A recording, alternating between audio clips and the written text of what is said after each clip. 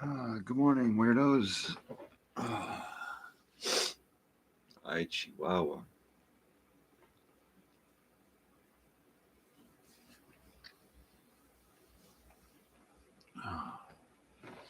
How are we all doing this fine Thursday morning? I need coffee bad.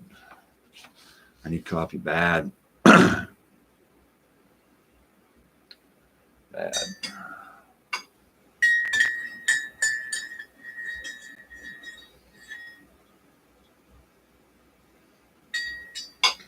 Well, I don't think any of you tuned in last night at about 8:30ish. I did a sound check, camera check live last night. Oh Lord. Trying to get things ready for Friday Night Live. I still need to do a sound check for multiple inputs. I need to have 2 mics and a guitar. So I still have that yet to accomplish. I did it on the pilot, so it's possible. I just have to remember how I had everything set up. I think I just straight jacked the guitar in, and then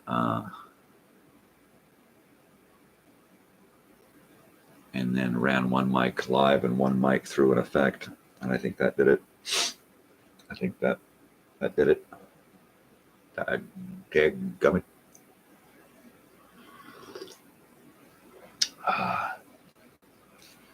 Well, if I can get enough of this coffee in me, I will wake up. Otherwise, I'm beat.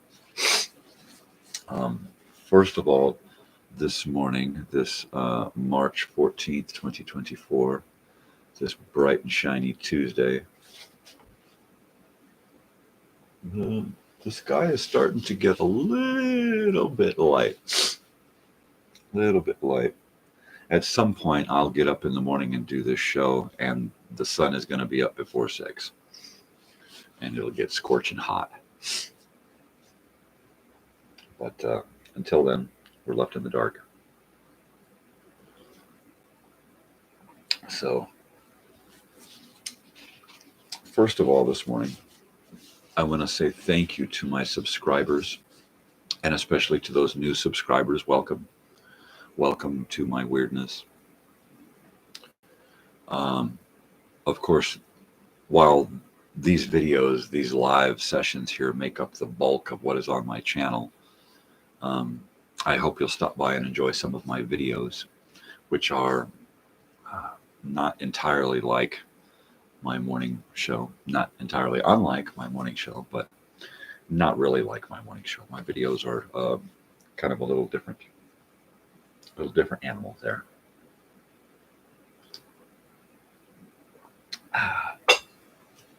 So just in the last couple of weeks, I've gotten like so many subscribers. I've probably gotten 10 subscribers in the last few weeks. So thank you. Thank you, new people. Thank you, existing people. Thank you, future people that will be subscribing after this.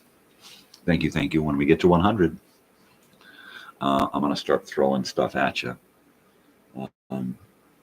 Yeah, you won't really know what I'm going to send you until I call you and talk to you and kind of figure out something, I don't know, something personal, right? Something that has got some sentimental meaning to you and to me and kind of links us together into the past, kind of one of those kind of things. I mean, how cool would that be if we both had something that kind of connected us together into some kind of event or thing or somebody in the past? Wouldn't that be neat? Wouldn't that just be, gosh, golly, gee whiz? So, like I said last night, I did a live camera audio test with a different camera. I want to use something a little bit aged for my presentations because, first of all, because I can. Second of all, because this show is kind of a time trip, so I don't always want to be a perfect webcam picture. That seems to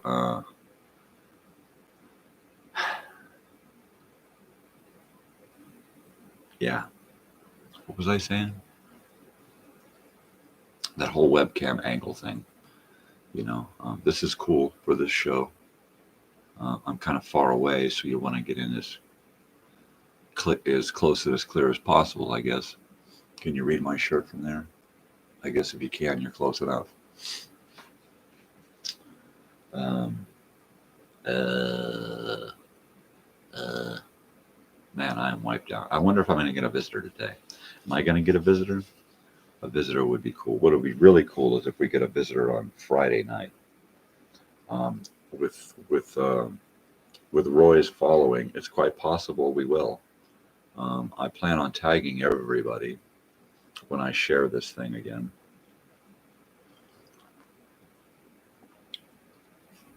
And try to get people involved.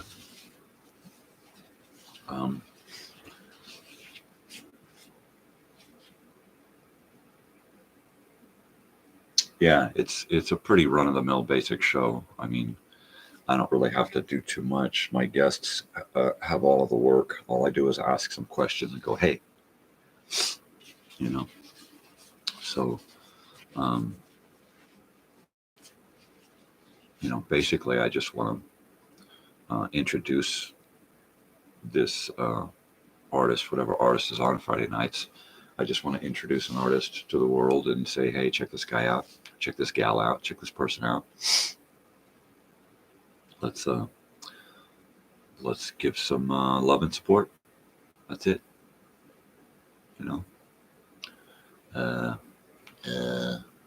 Man, I am wiped out. I keep planning on doing things, and then every time I plan on doing something, I just get wiped out, and all of a sudden I'm crawling into bed. My eyes are really sore.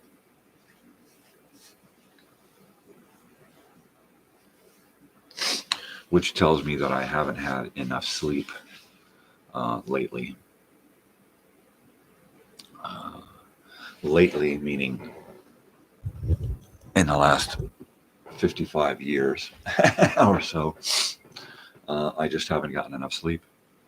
I just haven't. I mean, you got insomnia, you're not going to sleep, And I remember going back to being a little kid and laying in bed, not sleeping, just laying there. I thought that's what sleep was just laying in bed, and then all of a sudden you open your eyes up and you have slept, and with me, it was only a couple of hours. It's only ever a couple of hours, unless I'm just so exhausted. I remember one of the best sleeps that I got as a teenager. I was about 16, maybe. I'm going to say I was about 16. And I was over at some friend's house, Michelle and her brother Pat, and sister Sandy. And some goofball had brought over Thorazine, right? Anybody remember Thorazine? Kind of makes you talk like this. So someone brought over Thorazine and talked me into taking a Thorazine pill.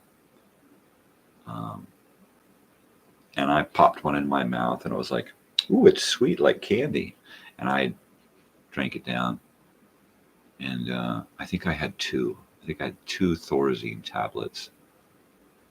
And I passed out in Pat's room for like 18 hours. I mean, there was like, well, we didn't think you were ever going to wake up, man. Man, you were really sleeping. You were out, dude. That was one of the best sleeps I got as a youth. After that, my good sleep only came after being awake for days and days. And then I could crash hard. And then I would get like 8 or 10 hours sleep, But I would literally have to just destroy myself working or playing or both or something. And then even then, if there was something important that I had to do, sleep was just impossible.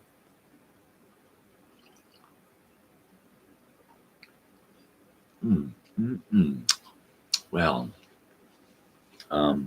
let's see. So last night I put on an album and something that we've listened to, I believe. I'll have to check my records. But I put on The Shadow last night. The Shadow knows. Anyway,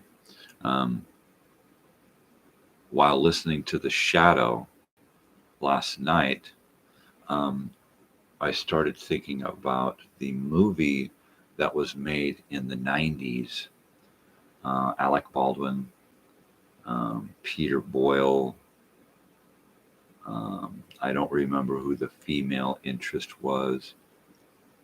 I don't remember who the bad guy was. There was a villain.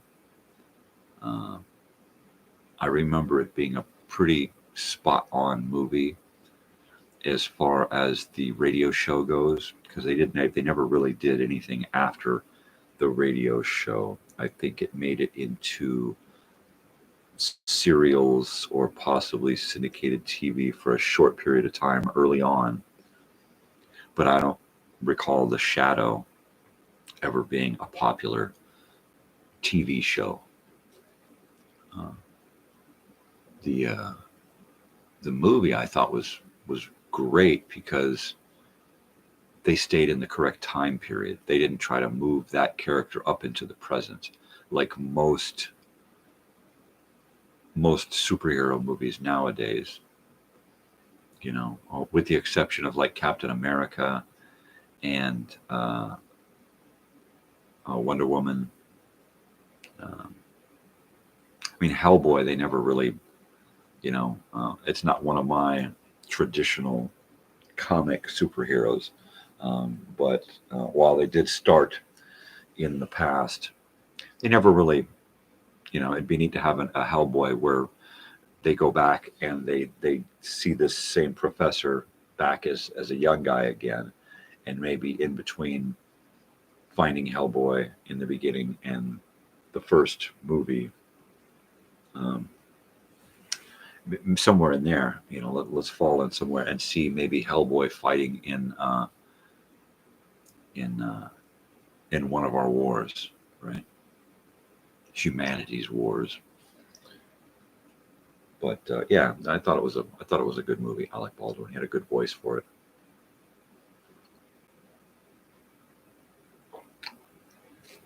I don't want to do the research and find out who the female interest was in the movie, but at some point I'll just watch the movie.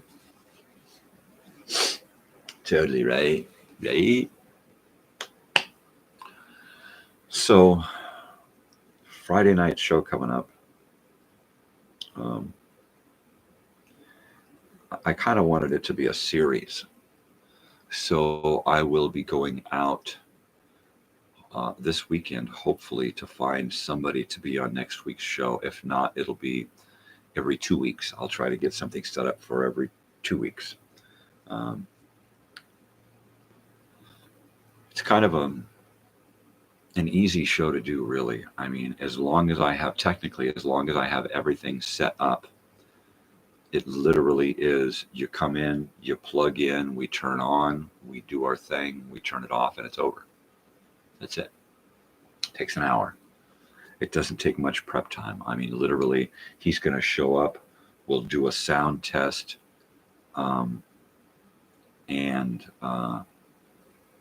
then sit here and have something to drink and chill out until it's time to go live.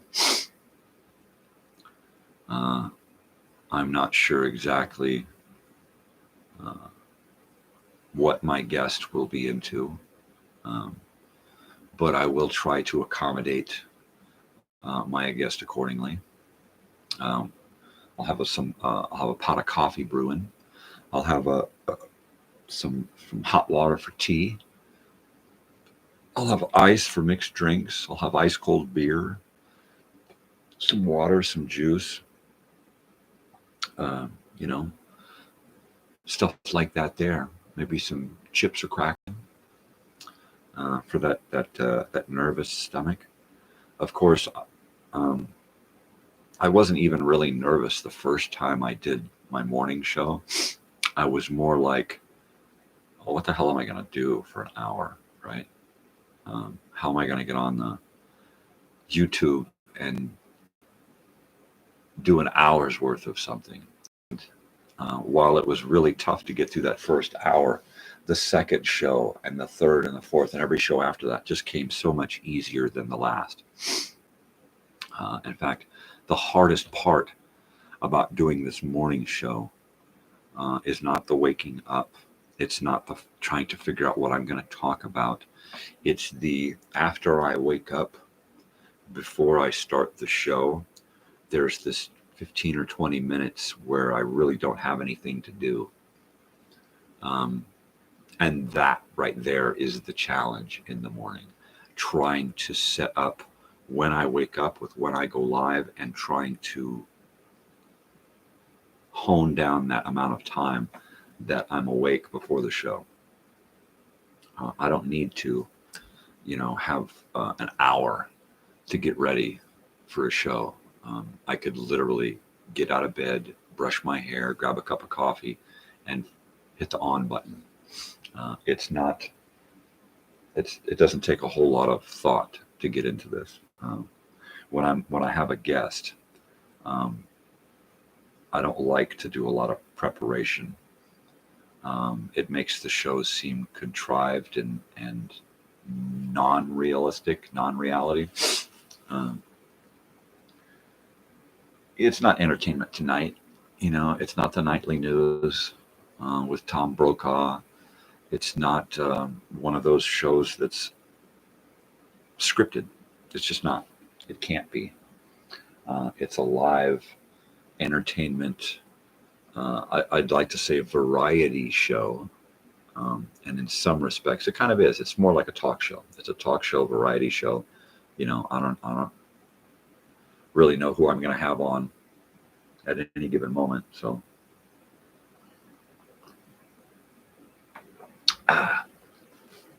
now there's a lot of artists up here in the high desert, the low desert. This whole area is just filled with talented people. I mean, it really is. It's a mind boggler how talented this valley is. This basin, the Morongo Basin, the Coachella Valley.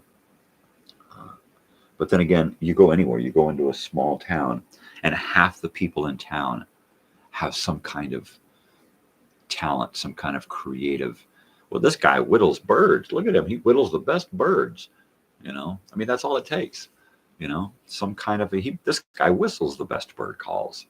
It doesn't take much to go into a town and find somebody with some awesome talent, right? I'm going to go to the farmers market this weekend and try to find somebody for my show. At any given Saturday down there, you go to the farmers market here in town in Joshua Tree, and there are at least 2 guitar players, singers out there showcasing their stuff. And that's awesome. Also, we've got the local clubs, right? And bars. Oh, street corners. There's this gentleman, Tom, I think. No, it can't be Tom. Maybe it is. There's an open mic night in Landers at the Giant Rock meeting room. Giant Rock is a big giant rock out there. Get on YouTube and type in Landers, California, and Giant Rock, right? You won't be disappointed. So Giant Rock meeting room is a little tiny bar. You would think that it's a big salon where you could go in and have tables and chairs and the place they play bingo, right? It's not that. It's a bar. It's a little tiny strip of a bar inside of a building. There's more building than bar, really. I don't know what they're doing behind there, but there's way more building back here than there is a little bitty bar up front. Just tiny little place. They do an open mic night there on Tuesdays, I think.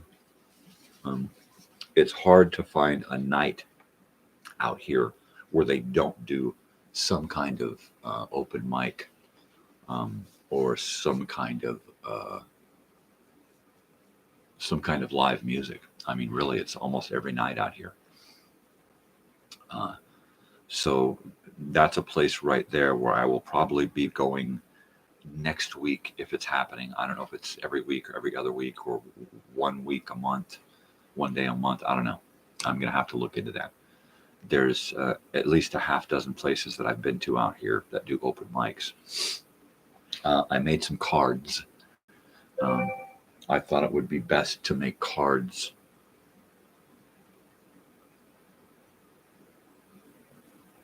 Well, that's Roy right now.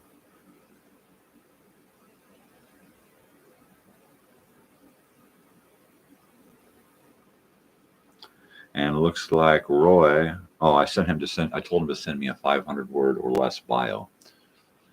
So I can add to the description. So let's see what he comes up with. God, where the hell was I? Damn it. I hate it when that happens. Should I rewind? Maybe I'll do that. What the hell was I talking about?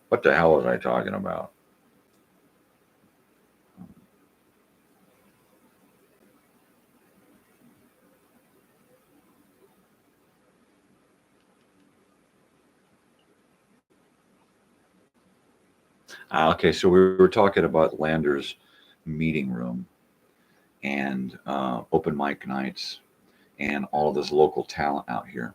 So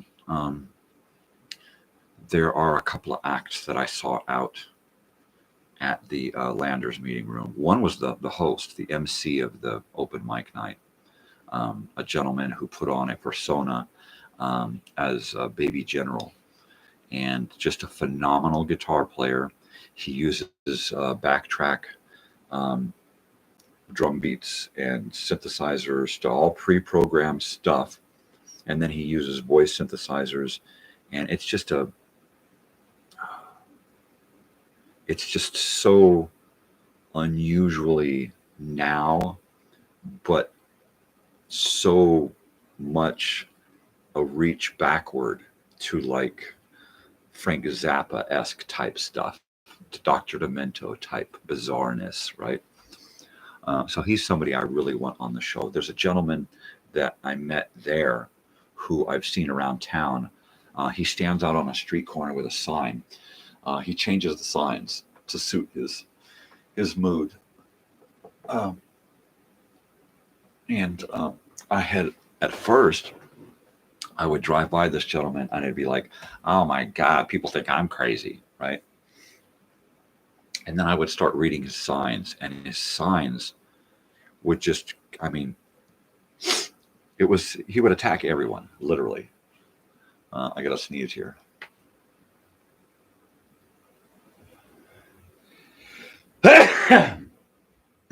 Pardon me. So his signs would, what the hell was his name? Would go after everyone, every politician, every religion,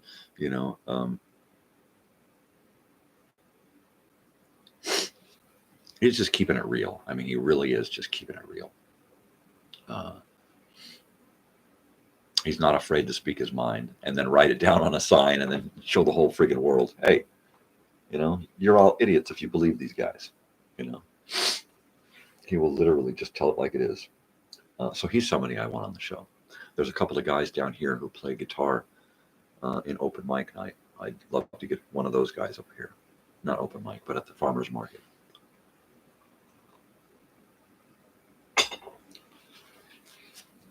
I might decide to be on the show, have my friend David over and have him interview me, and then I'll play some music.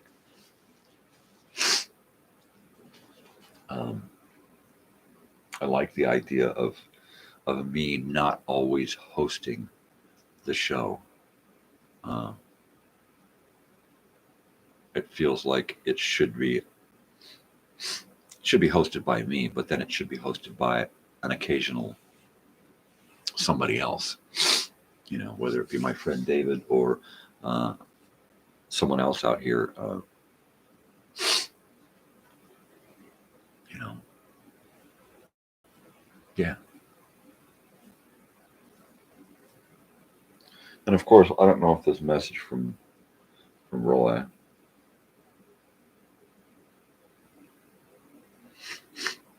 came in last night, of course, because my phone is so darn slow. Well, he's awake.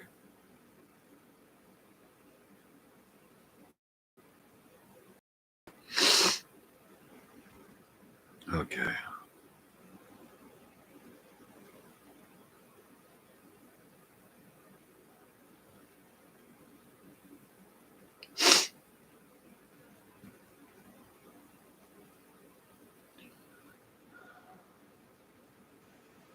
Well. Let's see. I'm just sitting here fiddling about, fiddling about. Let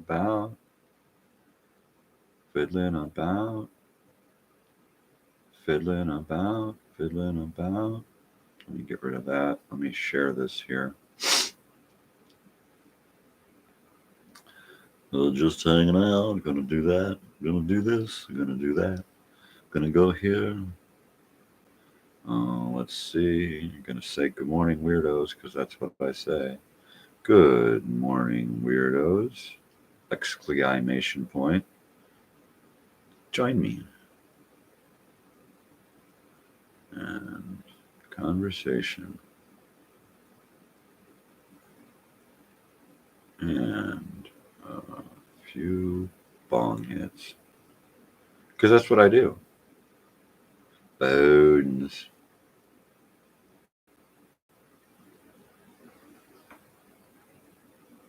Of course. Boingy, boingy, boingy. Because here I am at Elsinore Brothers Studio. Because I am an Elsinore brother.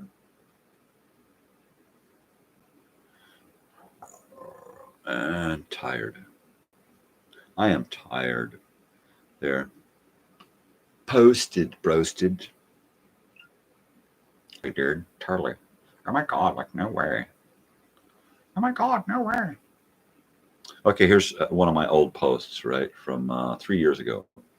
If a train left Chicago at 5 p.m. doing 56 miles per hour, and at the same time a dog had 13 puppies, how many turnips does it take to develop film? Time is ticking. Well, there you go. And that's the kind of things that I post on Facebook. Because, you know, I'm a weird guy. I keep it real, but most of all, I keep it really weird.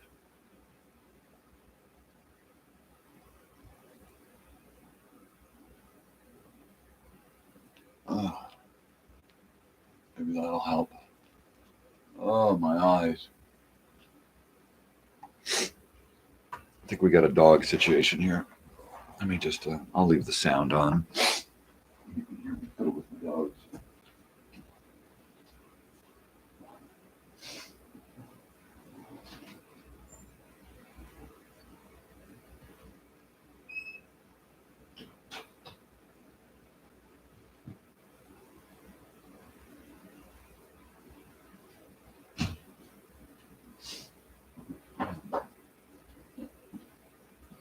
No, the house is pretty much asleep, which is amazing because yesterday I woke up and my daughter was just going to sleep. She keeps a mo and a shower. in a pretty cabin, just like Marie Antoinette. Shut up. So yeah, she keeps odd hours like me. She's somewhat of an insomniac. It's environmental though. She does a night class once a week. So in order to stay up and ready for that night class, she sleeps in until her afternoon class, which is usually about noon. So she gets up at around 9:30 or 10, and she's out the door by 11:30, comes back, takes a nap, and then goes out the door again one night a week. So she does the afternoons 2 days a week, and then one of those days she goes back for a night for 3 hours from 6:30 to 9:30. I did that schedule at this school. It's not that bad. It really is. It's a great campus, great staff. She gets along well with all of her teachers, professors, instructors. She's a joy to have wherever she is. So whatever she's doing. Let me go warm up this coffee a little bit. Don't go away.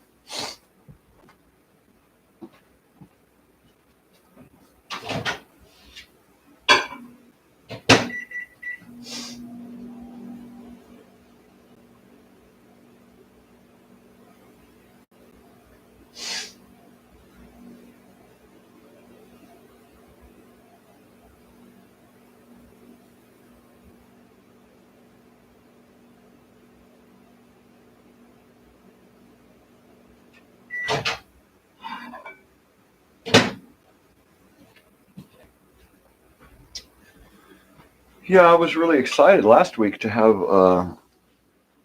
have someone stop by and say hello. Last Thursday, and Vice came by and we had a great conversation. I was kind of looking forward to something like that. I kind of thought Thursdays would be our day, Vice, if you want to stop by, hang out, chat for a little bit. I'm kind of anxious to see what's going on in your life, what's going on the other side of the I'm going to say the Pacific. Yeah, you're probably, I would imagine, somewhere in the South Pacific, if I'm correct in my assumption of geography. I think therefore I am. I think that you're in the South Pacific, which would put you at tomorrow night or last night. I never figured out. It always used to trip me out when they watching MASH. They would be calling somebody up on the radio. Yeah, give me the United States. We're here and tomorrow. Is that yesterday or today? Is that tomorrow? Time zones. Go figure. Oh, coffee. Coffee good. Coffee real good. Just pour it on me. Man. Totally junked out on coffee, man. Oh my God, like no way. Yeah. So somebody's awake. Maybe Roy will say hello this morning.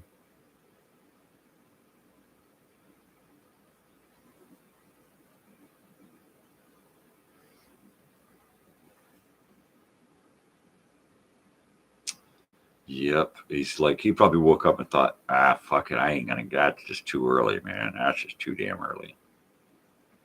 Because anytime I pick up my phone here in the mornings, anybody who's awake is usually in another part of the country. Anybody in my friends list here. Yeah, most of them are East Coast, middle of the country. It's got to be 7 o'clock where most of these people are. Yeah, at some point I'll get my phone set up, my corded old style 1970s phone, and get it hooked up so that it's mic'd and I can have people call me on that. We can hear it ring, ring, ring, ring, ring. And then I'll pop an old microphone on that and we can listen to that type of conversation. Because of the technology, it's possible that we're going to be going live at 5 with a guest on Friday nights that may or may not be here, right? At some point, we may do a live via satellite link up type thing like the old days, where I get a guest in the room with me here via technology, uh, and and share a live feed together and see what happens. Um, I'm kind of game for anything. I mean, this is all new and splendid and spectacular and wondrous and wonderful, and yeah, every time I do something like this, I'm just in awe of the technology. Of course, if you grew up with YouTube and with the internet and smartphones and stuff, then you're thinking, but this guy's a boob. I mean, what the hell? Everybody does this. This is nothing. Of course, if you're like me and you grew up with, you know, Atari video games and MTV and walkie talkies and, handheld devices that were literally tinker toys compared to what we have now. Uh, so yeah, it's a step in a weird direction for me every time I come in and do this. It's just weird. But so you get a weird guy doing a weird thing. There you go. There you go. So at some point this evening or tomorrow morning, I'm going to be doing another live audio test in which I may just sing a song so that I can test the whole microphone guitar thing. I'm not guaranteeing anything. If it's this evening, more than likely I'll be able to do a song because I'll be awake. Of course, unless I'm just waking up from another nap, which is quite possible. Because boy, do I feel it today. I feel exasperated. Exhaustulated. I'm just, yep. Discombobulation. I am worked.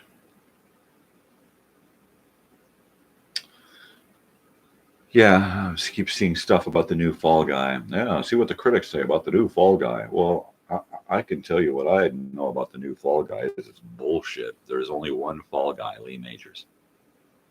You can't put one of these little schneidly dudes, Ryan Gosling or Bradley Cooper. You can't put these guys in a role, an iconic role, and then just stuff it in our faces. Right? It's like, get your own fucking movie. Why you got to keep grabbing on to old shit and then destroying it, right? All you do is make us want to go back and look at the old stuff because the new shit sucks, unless, of course, you grew up with nothing but this new garbage around you. Then you're just used to it. You're used to the garbage that they're ramming down your fucking throat, and I feel sorry for you because you can't go back and look at the real, cinematic wonders that we have from the past, without thinking, well, where's the car explosions and where's the special effects? And how come this isn't black and white? I mean, where's the color? Oh my God, this sucks. Why do they talk funny? So no, I don't do Ryan Gosling, first of all. I don't even know who the fuck he is, and I don't watch anything that he's in. Bradley Cooper, I just don't go there, right? I don't know anything that Bradley Cooper does that I like. I did not like the Hangover movies. They were just stupid, juvenile, contrived garbage, right? Let's get some shock and awe. Let's see how much shock and awe we can throw. It's like a hot tub time machine. Let's see how many times we can use the F word, right? Give me a break.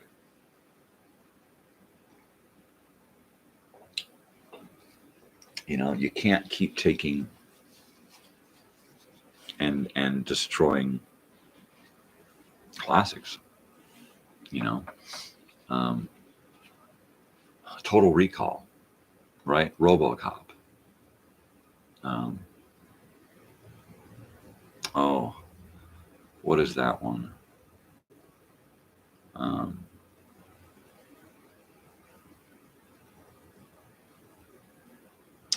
Oh shit, Harrison Ford. Classic sci-fi, and they destroyed it by bringing Ryan Gosling in to do a sequel. And I will never watch it. I will never degrade the memory of these fine cinematic creations by watching this fucking drivel that they fucking throw at us now, right? It's like, no. How do you? No, you by creating something like that, by watching something like that, you're totally disrespecting the entire memory, the integrity of the original creation. It's like, use your fucking brain, use your own creativity, and come up with something new and different. It's like they keep saying, well, all of the movies have been made, all of the best movies have been made, all the best stories have been told. No, that's what lazy fucking creators say. It's already been done. Bullshit. Fucking get your head out of your ass and create something new. Right? That's why I do here what I'm doing differently than anybody else is doing it on the internet. I'm not going to get here and, do a Y-Files or a history guy thing, because that ain't this. This ain't that. That ain't, something different. That's what we need. We need something different. If you want to pay homage to the past, and like Stranger Things, okay, they are totally paying homage to the past. They're not trying to dig up all of this past and then throw it at us again, scrambled up. Yeah, fuck that.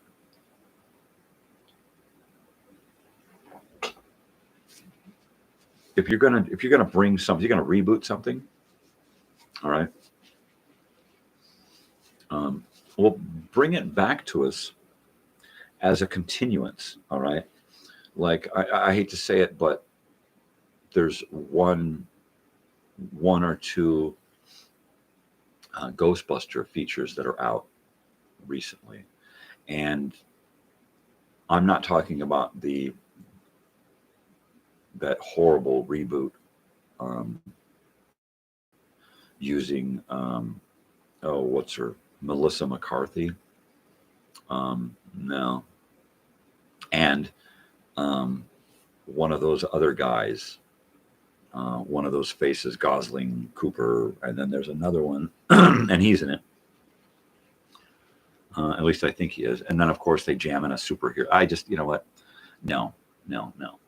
And I'm not into the whole extension of the Ghostbuster world. I mean, for me, it died when Harold Ramis died, right? It died when Bill Murray showed his true colors and decided to dismiss Harold Ramis as his friend because Harold Ramis wanted to do his job and direct. And, the ever perfect Bill Murray would not be directed by his friend.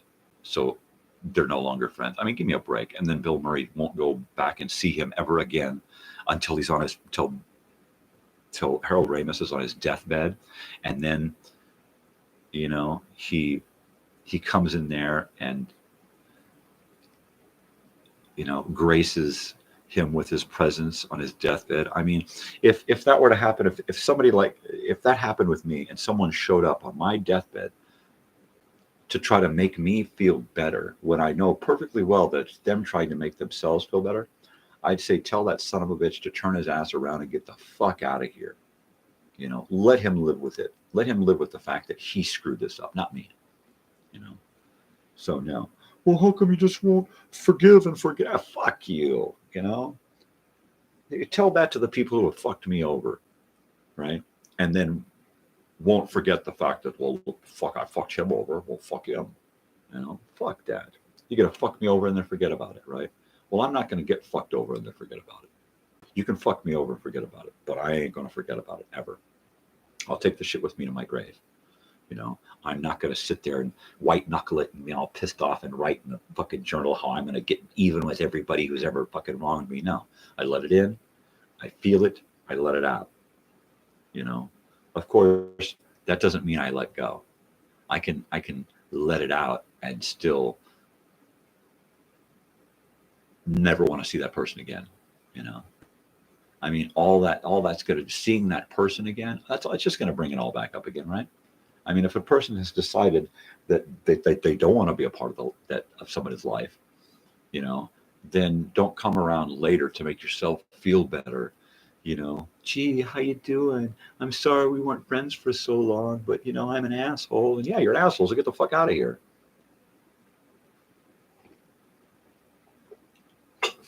I try not to pay attention to the bullshit that gets written about people. I try not to pay attention to the tabloid crap. I try to just pay attention to the true reality of someone's career as an actor or an artist. I try to keep the art and the artist separate. It's really, really difficult when you know for a fact that an artist is one way and it goes completely contrary to the way that you are. Case in point, Bill Murray. You know, he's not that dissimilar from the way he is in the movies. From what I understand, he's very, very arrogant and self-centered and self-righteous and selfish, right? He's only concerned with himself and his own feelings, and if it doesn't make him feel good, he don't want to have anything to do with it, right? And that's the way I see Bill Murray. And I can't do a whole lot of Bill Murray anymore. It's hard for me to go back and watch old Bill Murray without thinking, yeah, in a couple of years, you and Harold Ramis are going to go at each other just because you're a dick. You know, he's the nicest fucking guy in the world, Harold Ramis. And you're not, right? Your best friend, and you're going to disrespect him because you can't just suck it up and do your job as an actor and take direction from a director, right? So yeah, I find it really difficult to go back and watch things from an artist after I've learned too much about them, right? So I try not to get into the whole tabloid thing, paparazzi, you know, this is what happened to this guy. He did this, and late at night he goes out and does this. You know what? It's none of my fucking business. And if I want to keep the artist and the art separate, I can't get into all of that. I can't get into that fanfare and that magazine bullshit, you know. I just can't.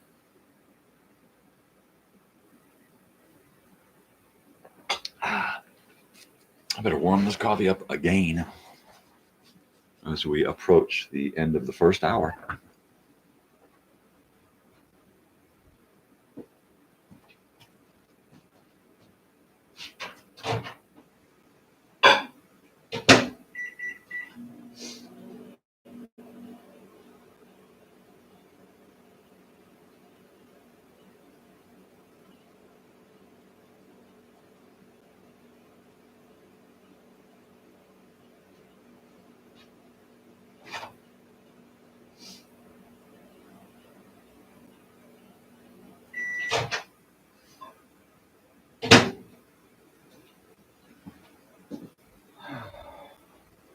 So, let's see. My daughter has classes. She's got 2 online classes and then 2 campus classes. She only goes to campus 2 days a week, one afternoon and then one afternoon evening. So she's going to be. She probably didn't stay up as late as she normally does because she doesn't have any responsibilities until like Sunday or something when she's got to hand in everything. my wife and I are usually only busy on the weekends. She takes off during the week here and there to go help friends and do things and run errands and that kind of stuff.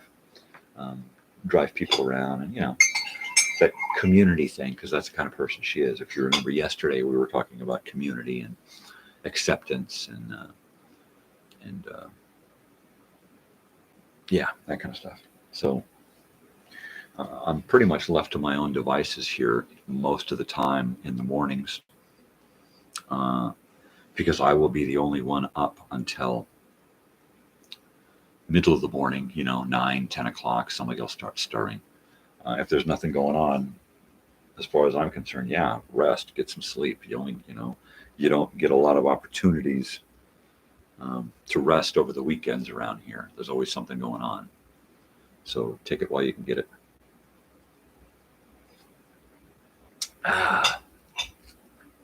Totally. Well, it's been about an hour awake here. So I think it's about time to put together some kind of a painkiller. Oh, let's see, what do we got? We got mule fuel. That's some pretty good stuff. That's a heavy indica. Let's do some mule fuel. Of course, this will probably knock me out, right? Serene, effortless rest. I don't need any serene, effortless rest right now. But hey, if it gets me loaded enough, I'll pass out for a couple of hours and then get up and attack the rest of the day. Because, I could just get up and go back to sleep. Why do you do that? I mean, geez, you're some kind of lazy bum. It's like, no, because I'm up till like after 1 in the morning doing my stuff here, right? And then mainly because I can only sleep a couple of hours at night anyway, right? I'm only going to sleep a couple of hours. So why force myself to do something that's just going to frustrate me, right? So when I get done with this and I've got nothing else on my plate, then it's real easy to just crawl back into bed and try to get that couple of hours extra than I normally get, right? Because normally I'm only going to get about 4, maybe max 5 hours of sleep.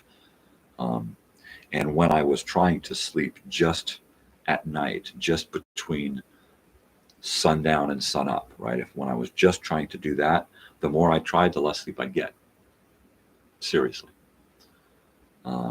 So I'm actually getting more sleep now, sleeping on a split shift. I get less at night than I used to get, but I make it up by getting more during the day than I used to get with my normal naps. Just means that I sleep most of my day away, and then I'm up to the night.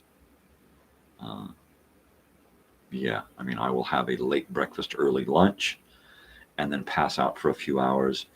If I don't know whether to say if I'm lucky or unlucky, right? But if I'm one of those, if I'm lucky or unlucky, I will sleep until almost dinner time, right?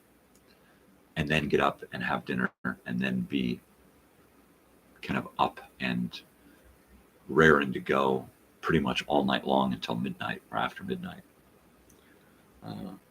Last night was no different. It was, I think, 11 o'clock, and I decided that I had to eat something. So I had a slice of pizza reheated in the toaster oven, so it was all nice and crispy and melty, and a cold beer. I had a Modelo. And that just was perfect because I got a nice, smooth, even buzz with that beer. And if I drink too early, I'll get a headache. So I'll have to keep drinking more. And it's a vicious cycle. But last night it was like the perfect time, to have like a piece of pizza. What would have been perfect would have been like a cold chicken breast sandwich, like some roasted chicken breast, and then make a little chicken sandwich. That's perfect at night with a cold beer, cold chicken sandwich, cold beer. That's like the perfect midnight snack, right? Especially if you're going to be up till 1 or 2, like me. So I don't know if you can tell, but my eyes are wickedly slotted, right? You couldn't fit dimes in those slots, man. You could blindfold me with dental floss, man. Far out. Where are my friends? Where are my friends? Where's Invised? You got to be getting ready to go to sleep here soon. So, which means you're going to be going up to your room and flipping on your computer and going, "Oh yeah, that's weird, dude. What's he up to?" Well, here I am.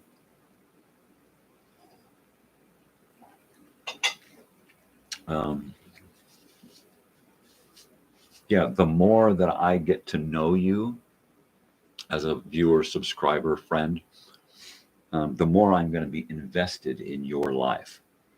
You know, like I'm kind of anxious to hear what's going on with Invised and school and relationships and mom and dad and that kind of stuff.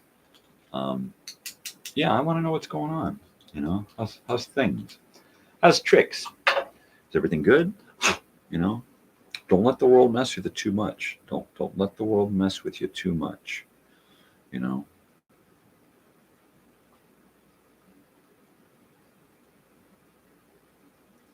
I think if we can start a crazy old weird bearded guy community,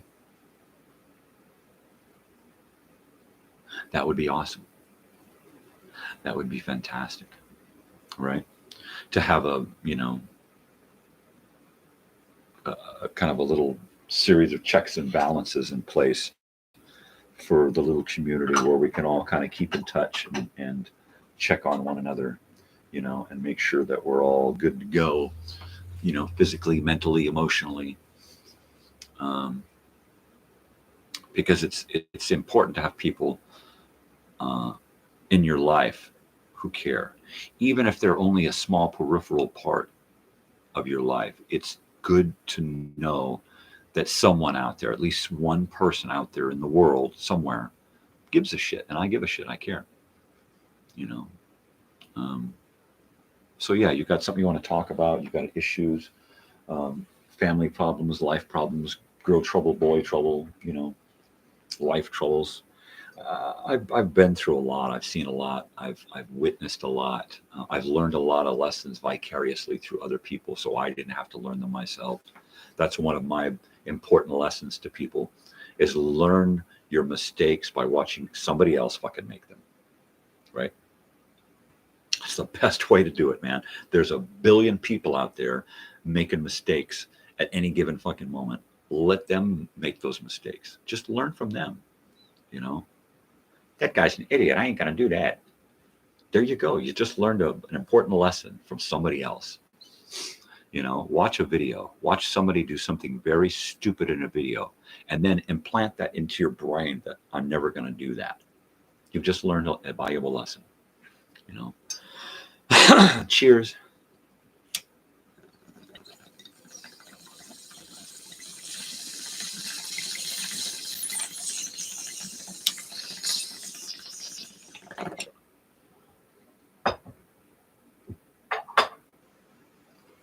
Wow.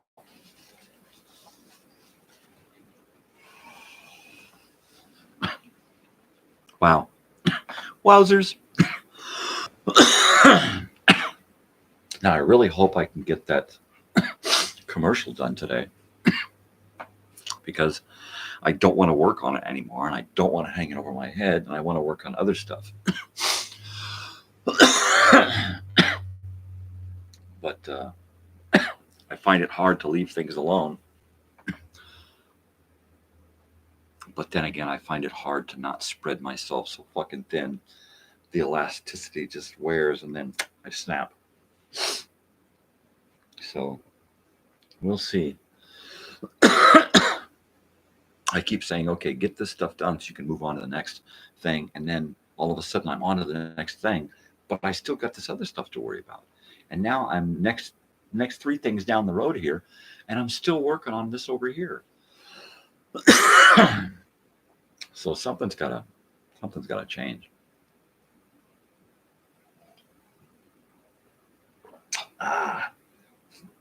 Yeah, probably me. I've got to come up with a routine that jibes with this routine better. All right, because this routine is great. It works. I get my morning show. I'm able to go to sleep at any time and get up at 4:20 and be ready to go live at 5, right? So now I need to plan my life so that I'm not just going from this and back into bed and then getting too much sleep. And that can happen with insomniism. You find yourself awake, and then completely dead to the world for too long. And then you're back again. And too long might be 8 to 10 hours. A normal night's sleep for someone with insomnia is like minimal. And a normal night's sleep for somebody else seems impossible to someone like me. And maybe it's just me. Maybe I'm different. Maybe my insomnia is not insomnia, but something else. Who knows? It might just be a fucking, a wiring issue in my brain. Who knows, dude? Totally. All I know is that right now I am freaking exhausted. My eyes are so heavy. And I'll probably get some better sleep over the weekend. Once I get through Friday Night Live, I'll probably have a better chance of knocking a few things out over the weekend. I don't think I've got anything going on Saturday so far, which is great because last Saturday we were busy as fuck. Cleaned up just a lot of houses in one day. And that's the way it happens with vacation rentals. Most of the time you're sitting on your hands, and then all of a sudden, for one brief moment, you don't have enough hands, and all you got is that moment, right? And you're just running and scrambling, But between my wife and I, we can bang through some houses pretty quick together. If we've got it, we just kick it up into high speed, and if we're out of place for an hour and 15 minutes, that's 2.5 hours between the two of us, right? So that's plenty of time to get in, bang out a place in an hour and 15 minutes, and then get to the next place, bang it out, and then get to the next place, and then just boom, boom, boom, boom, boom.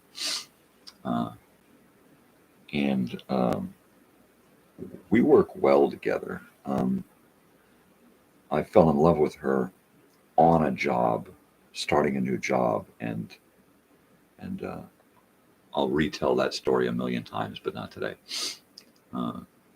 And ever since then, we have worked together in some capacity in our lives, for whatever reasons. Whether it's to throw a birthday party or paint someone's house. I mean, we just work really, really well together, mainly because there's give and take, lots and lots of give and take, total understanding and acceptance, and nobody's ideas are any better or any less valid than anyone else's, right? And just keep it nice, keep it simple, keep it real. I mean, we both can get frustrated and have argumentative periods, but it's like we're not going to let something stupid, just everything we've worked for, even back then, it was kind of a challenge to get used to each other's emotions, especially mine. I mean, I was probably the worst to have to get used to. She was easy to get used to. I, on the other hand, started our relationship with a lot of baggage and a lot of emotional trauma. So I was always quick to anger. Through the first 10 or 15 years of our marriage, it was hard to find that medium middle of the road, or don't freak out one way or the other. Just try to keep an even keel, and it's only been the last 4 or 5 years really that I've been able to perfect that to where now any little tiny thing that would normally make me explode, it's like water off a duck's back. It's like, you know what? It's all good. It's all good. That, right? The one, these things that happen to us that make us angry and frustrated, they're just tests, and none of that is as important as uncomplicated happiness, right?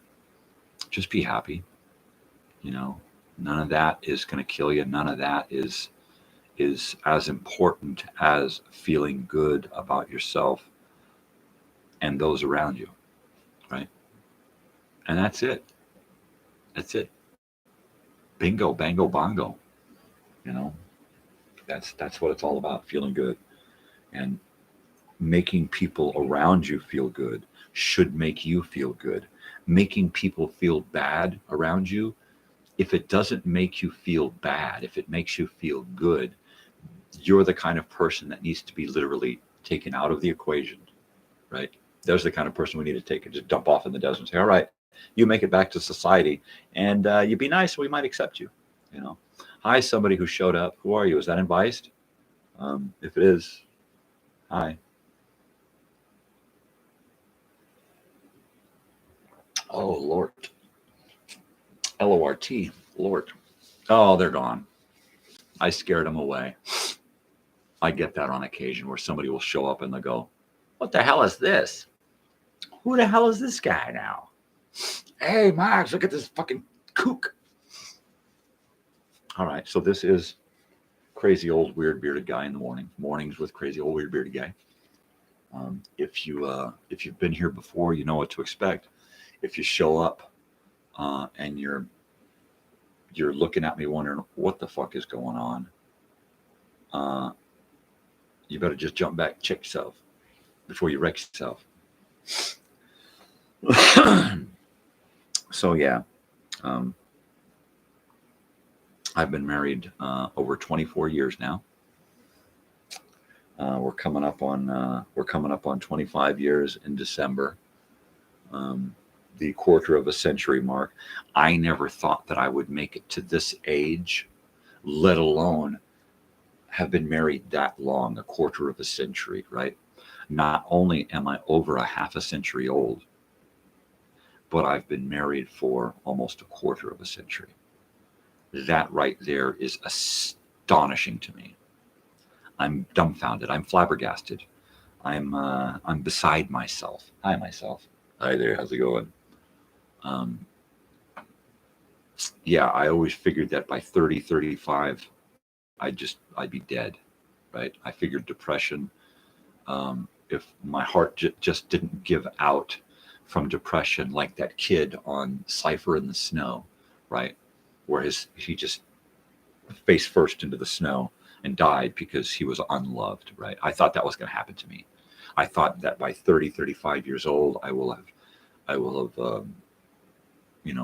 drank myself to death, smoked myself to death, bored myself to death, depressed myself to death, killed myself, opened my wrists or something, right?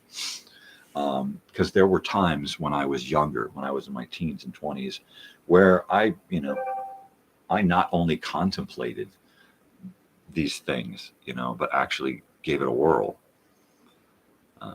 Just look at my Facebook page. Hopefully it will show up. Yeah. I'm live now, brother.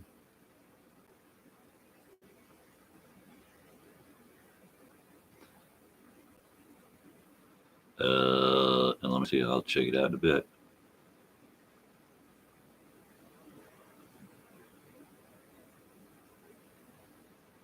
There we go.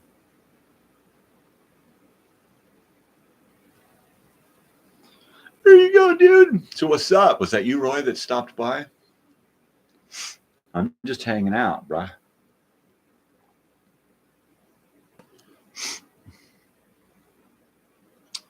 Well, you go with your exercise, dude. Um, I am not a fitness nut.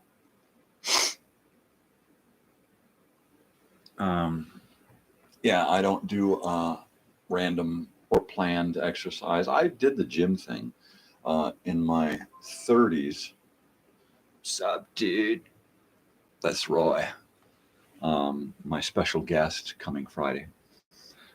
When I was in my 30s, we did the gym thing. And I would go to the gym a couple of days a week after work, mainly because I sat a lot in my job and then I drove a lot. I had 2 or 3 hours of driving every day at the least. If there was traffic and traffic jams, it was just extended, you know, immensely.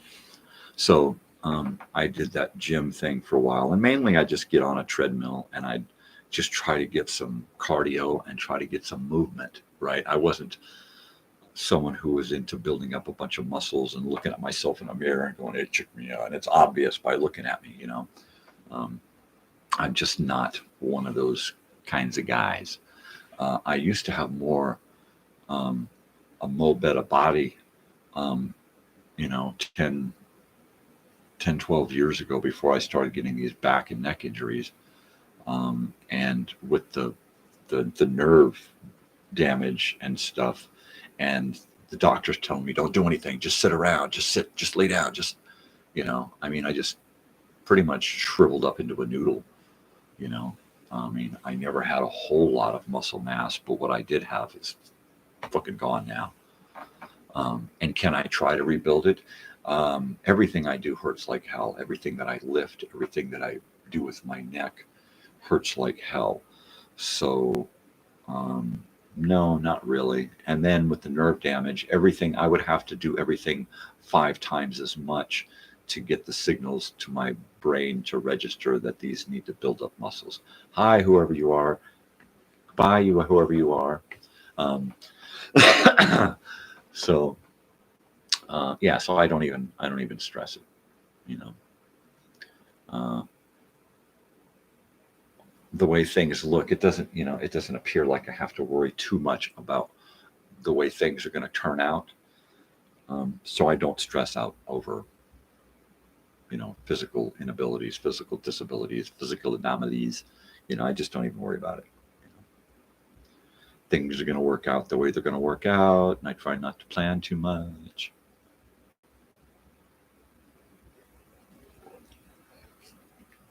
The more I procrastinate and the less I plan, the better things always work out. Right? So I'll write a song, I'll get it pretty perfect, and then I'll set it aside. And then later I'll come back to it and say, okay, now let's knock this fucker out. And then it's, you know, I've had time to let it kind of simmer and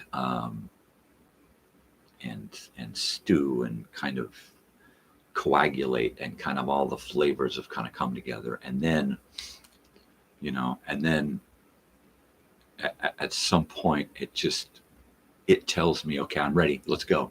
And then I just have to go. I just got to do it. Just got to do it. Just got to do it. So it looks like there have been a couple of stop-ins by somebody or somebodies to say to check out what's going on here, and more than likely it's because I'm popping up somewhere and somebody's looking at it going, what the hell is this guy doing?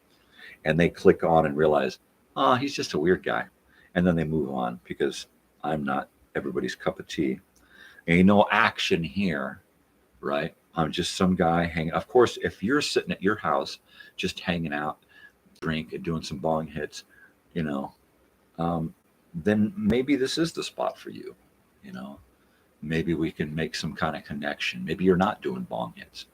You know, maybe you're sitting there doing your taxes or reading your Bible, whatever it is, listening to some music. You know, hit me up. Let's hang out. I mean, just because you're looking at me and going, wow, this guy's different than me, that doesn't mean that we don't have something in common. First of all, we both breathe air. We both drink water. We both eat some kind of food that nourishes us, right? We both have people in our lives that we love and we care about and who love and care about us, right? And if not, well, then here, I'm here. I love and care about you. So hang out, you know. But, you know, don't be afraid to, you know, to say hi and to make a connection. And don't be afraid of me because I'm different, you know, because aren't we all? And doesn't that make for a better world? If we can all be completely different and yet all care enough about each other to accept our differences. We don't have to understand each other. Just, you know, accept each other the way we are and then be courteous, you know, open, you know. The understanding comes after that. You don't have to understand me in order to accept me or to have a nice conversation with me. I find that when I go out and I'm at a bar or a club or some kind of venue, or some place, you know, and I make a connection with somebody, and pardon me, and I can see it registering in their brain, right, that this person would never give someone like me the time of day, yet here they are having a conversation with me and enjoying it, right? Wow, this guy's weird, but you know, he's okay. He's, you know, it's okay to talk to somebody who's different and weird, you know, and that's all I'm trying to do here, you know. Uh, Hi again, whoever you are. Are you there? Leave a comment. Say hello. I'm just sitting here doing coffee and bong hits, and you just caught me when I was going to do a bong hit. So I'm going to do a bong hit.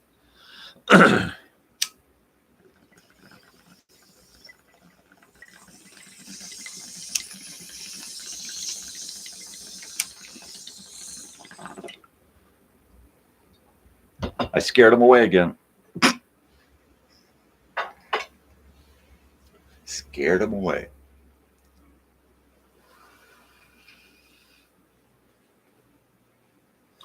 Okay, so apparently there's a lot of stiff-necked gooses out there who don't appreciate the differences in people. Well, he smokes, so I'm turning the channel. That's disgusting. He smokes. Yeah, as they do the thing that jams carcinogens into their own body, right? I can dig it. You know, there's a lot of judgmental people out there. I'm one of them. I just try my hardest not to be. Okay. I mean, we all make judgments every single day. Um, we see our kids going to school and we judge them. Are you acceptable to go out into the world? You better put something different on. You're not, my kid's not going out into the world looking like that. You know, we just made a judgment call, you know, um, and we get judged constantly when we go out there. You know, we just got flipped off while we're driving because somebody judged the way we were driving. Apparently, we did something to offend that driver, and they judged us. And this is our payment. You know, this is our reward for being judged. Um, but yeah, I mean, you know, judgment is a big part of reality. You know, and it doesn't need to be. You know, I mean, there's no reason to be judged at all ever. We should be able to judge ourselves enough that we need not be judged by others, you know, especially when it comes to crime. I mean, how horrible is it that you cannot control yourself and your actions in a civilized manner, that someone else has to come along and decide how you should be punished? I mean, give me a fucking break. Has humanity not grown up enough to move beyond that, right? Can we not teach our children early on that you need to be responsible for yourself and for those around you? You know, if we learn that first and foremost as children, as the first things that we learn, and we continue learning that and honing that and relearning it and honing it as we grow older. By the time we become adults, should we not be able to go out into the world and not let our actions and inactions offend or hurt others? I mean, come on. You know, am I really in a some kind of utopia dream state trying to think of something like this to be reality at some point, right? Could it ever work? You know, will humanity as a whole ever grow up enough? I would hope so, but I don't think so. We can't be sold stupid bullshit if we are like that. If we are logical and intelligent and caring and courteous, I don't think that we can be sold the bill of goods and the bunch of garbage that we are being sold now. You know, they want us dumb. They want us complacent in the bullshit that we're used to, right? And that's it, you know. And that's unfortunate that most people just get used to living like that, you know, treating others like shit, you know, because that's the way they expect to be treated. I'm going to get treated like shit, so I'm going to treat you like shit. Fuck you, you know.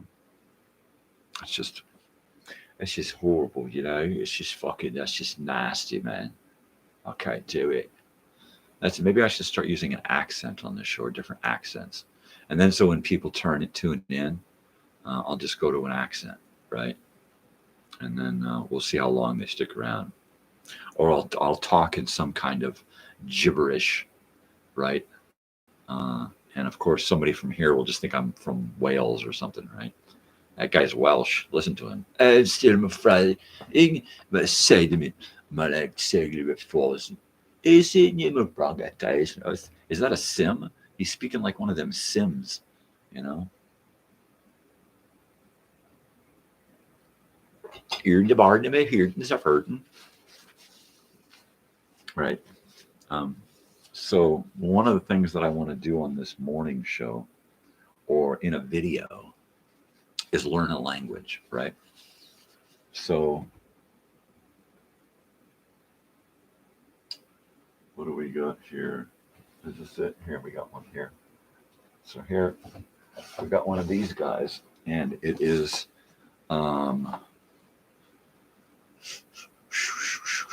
it is the learn a lesson. It's 3 12-inch long playing records and manual.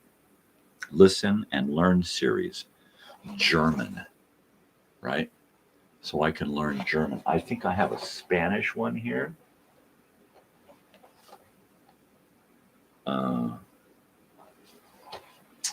I think I do have a Spanish one. Yeah, it's a different version, a different brand. Is it the same or is it different? It's a different one, yeah. Yeah, this one's a Berlitz, Basic Language Records. And this one is 2, really only 2. This is 2 records and manual. Whoa. And oh, look at that. Look at that. That is fantastic. We got record 1 here. And this bit, oh, and there's the other record there. Why is there only one sleeve? Why is this guy not in a sleeve? Look at that. So we've got a 2 record set on basic Spanish, right? And this has got a big booklet. This one looks complicated, right? And it's got this great wheel for dialing in different phrases and stuff. And it's got a wheel within a wheel within a wheel. So you got these different wheels that turn around. Right? That is cool. That is neat. We're going to have to figure that out. Now, my wife is Mexican, so she already speaks Spanish. My wife of 24 and a half years, right? And my daughter, who is half Mexican, she took Spanish 4 years in high school. She gave up art, she gave up piano, she gave up all of these things that she really wanted to do and she decided to knuckle down and take 4 years of Spanish and graduate with a certificate in Spanish. Wow. Right?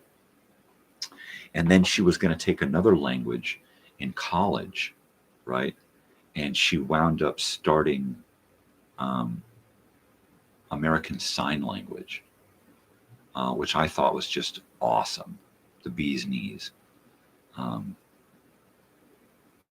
And then curriculum-wise, it turned out that she didn't have to worry about that second language, third language thing, because she already had the Spanish. So she changed gears and went in another direction for her psychology.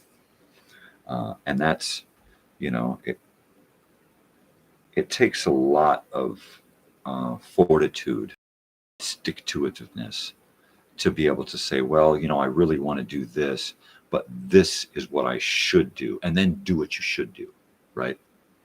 And even though she's doing what she should do, it's paving the way so that in a little while, she'll be able to now start taking classes in university that more fit her personality. Like right now, she's taking the history of rock and roll, right? Which is a great college course. She's got a great professor who is really into her ideas for papers and projects and stuff. And because my daughter is just an avid concert goer now, she and her professor are tying in her concert outings and her love of music in certain groups to hone that into papers and projects.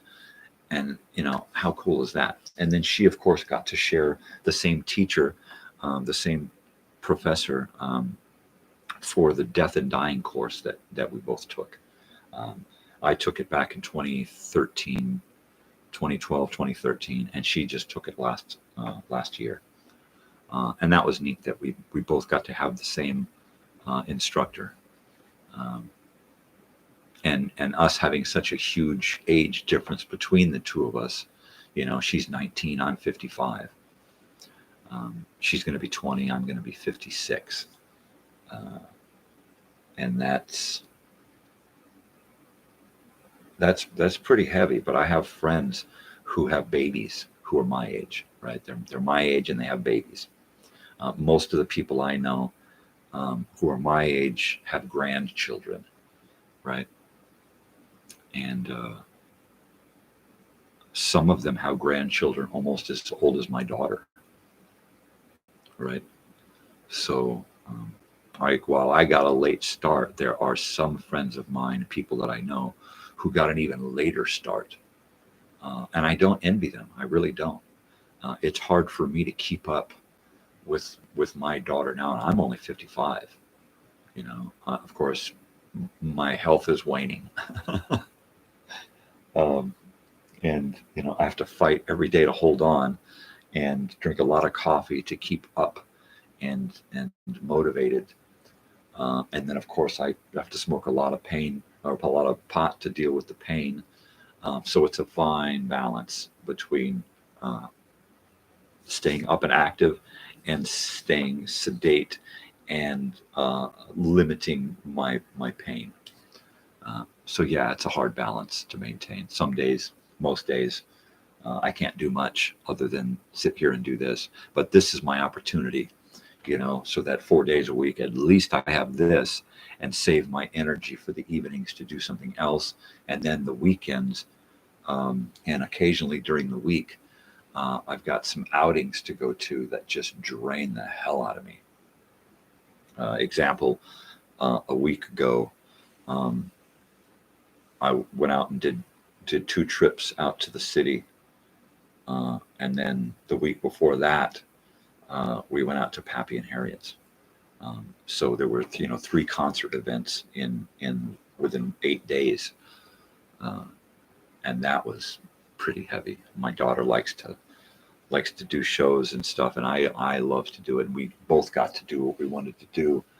I dropped her and her friend off at one show, and then the following night, a friend of mine went up and saw a show. And the week before that, we all went and saw a show together. So yeah, it's pretty freaking awesome. And the fact that she can tie all of this into her schoolwork, that's even cooler. Yeah. So here I sit, brokenhearted. I won't finish the rest because I just don't have enough coffee in it.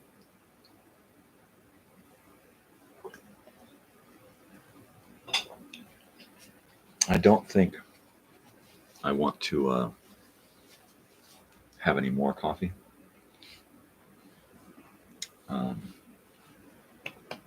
I don't know how long I'm going to go on. I guess if I stay on here for any much longer, I'll probably get another half a cup and try to keep the energy flowing. Last night, I unexpectedly slept late again until well after dark. I don't think I got up out of bed until 7 or after 7. Might have been after 8. No, it had been about 6:30 because I remember my wife and daughter going off to school. So it was probably right after 6:15 that I started to stir, and then I was awake by the time my wife got back from dropping her off. Yeah, but that was to sleep. And then, of course, I just then got up and tried to eat something. Gee, I hate it when that happens, where I'm trying to make a point and go somewhere, and then all of a sudden I get sidetracked and forgot. I forgot, and it's my own damn fault, and that's what I get for being stoned on coffee.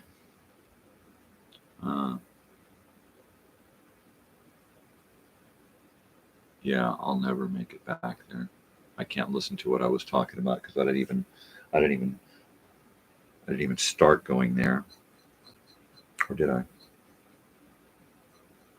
Yeah. Anyway, what does it matter anyway? I mean, nobody's really gonna pay attention to this, and if somebody does, it's going to be well after the fact.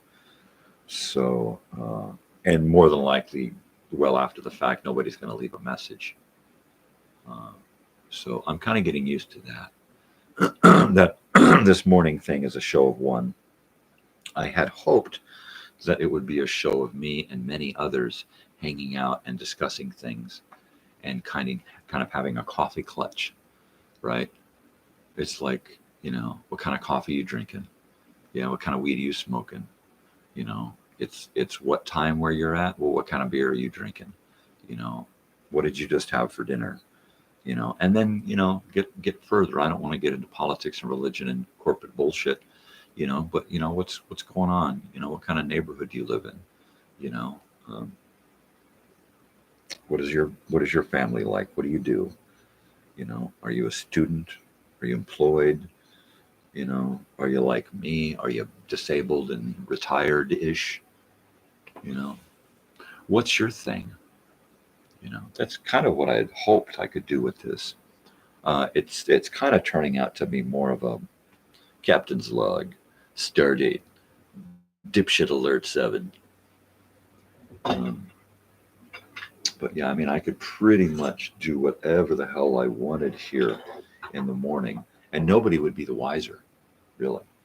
I mean, occasionally I will get a view after the fact in the playlist, but it's literally seconds of viewing duration time.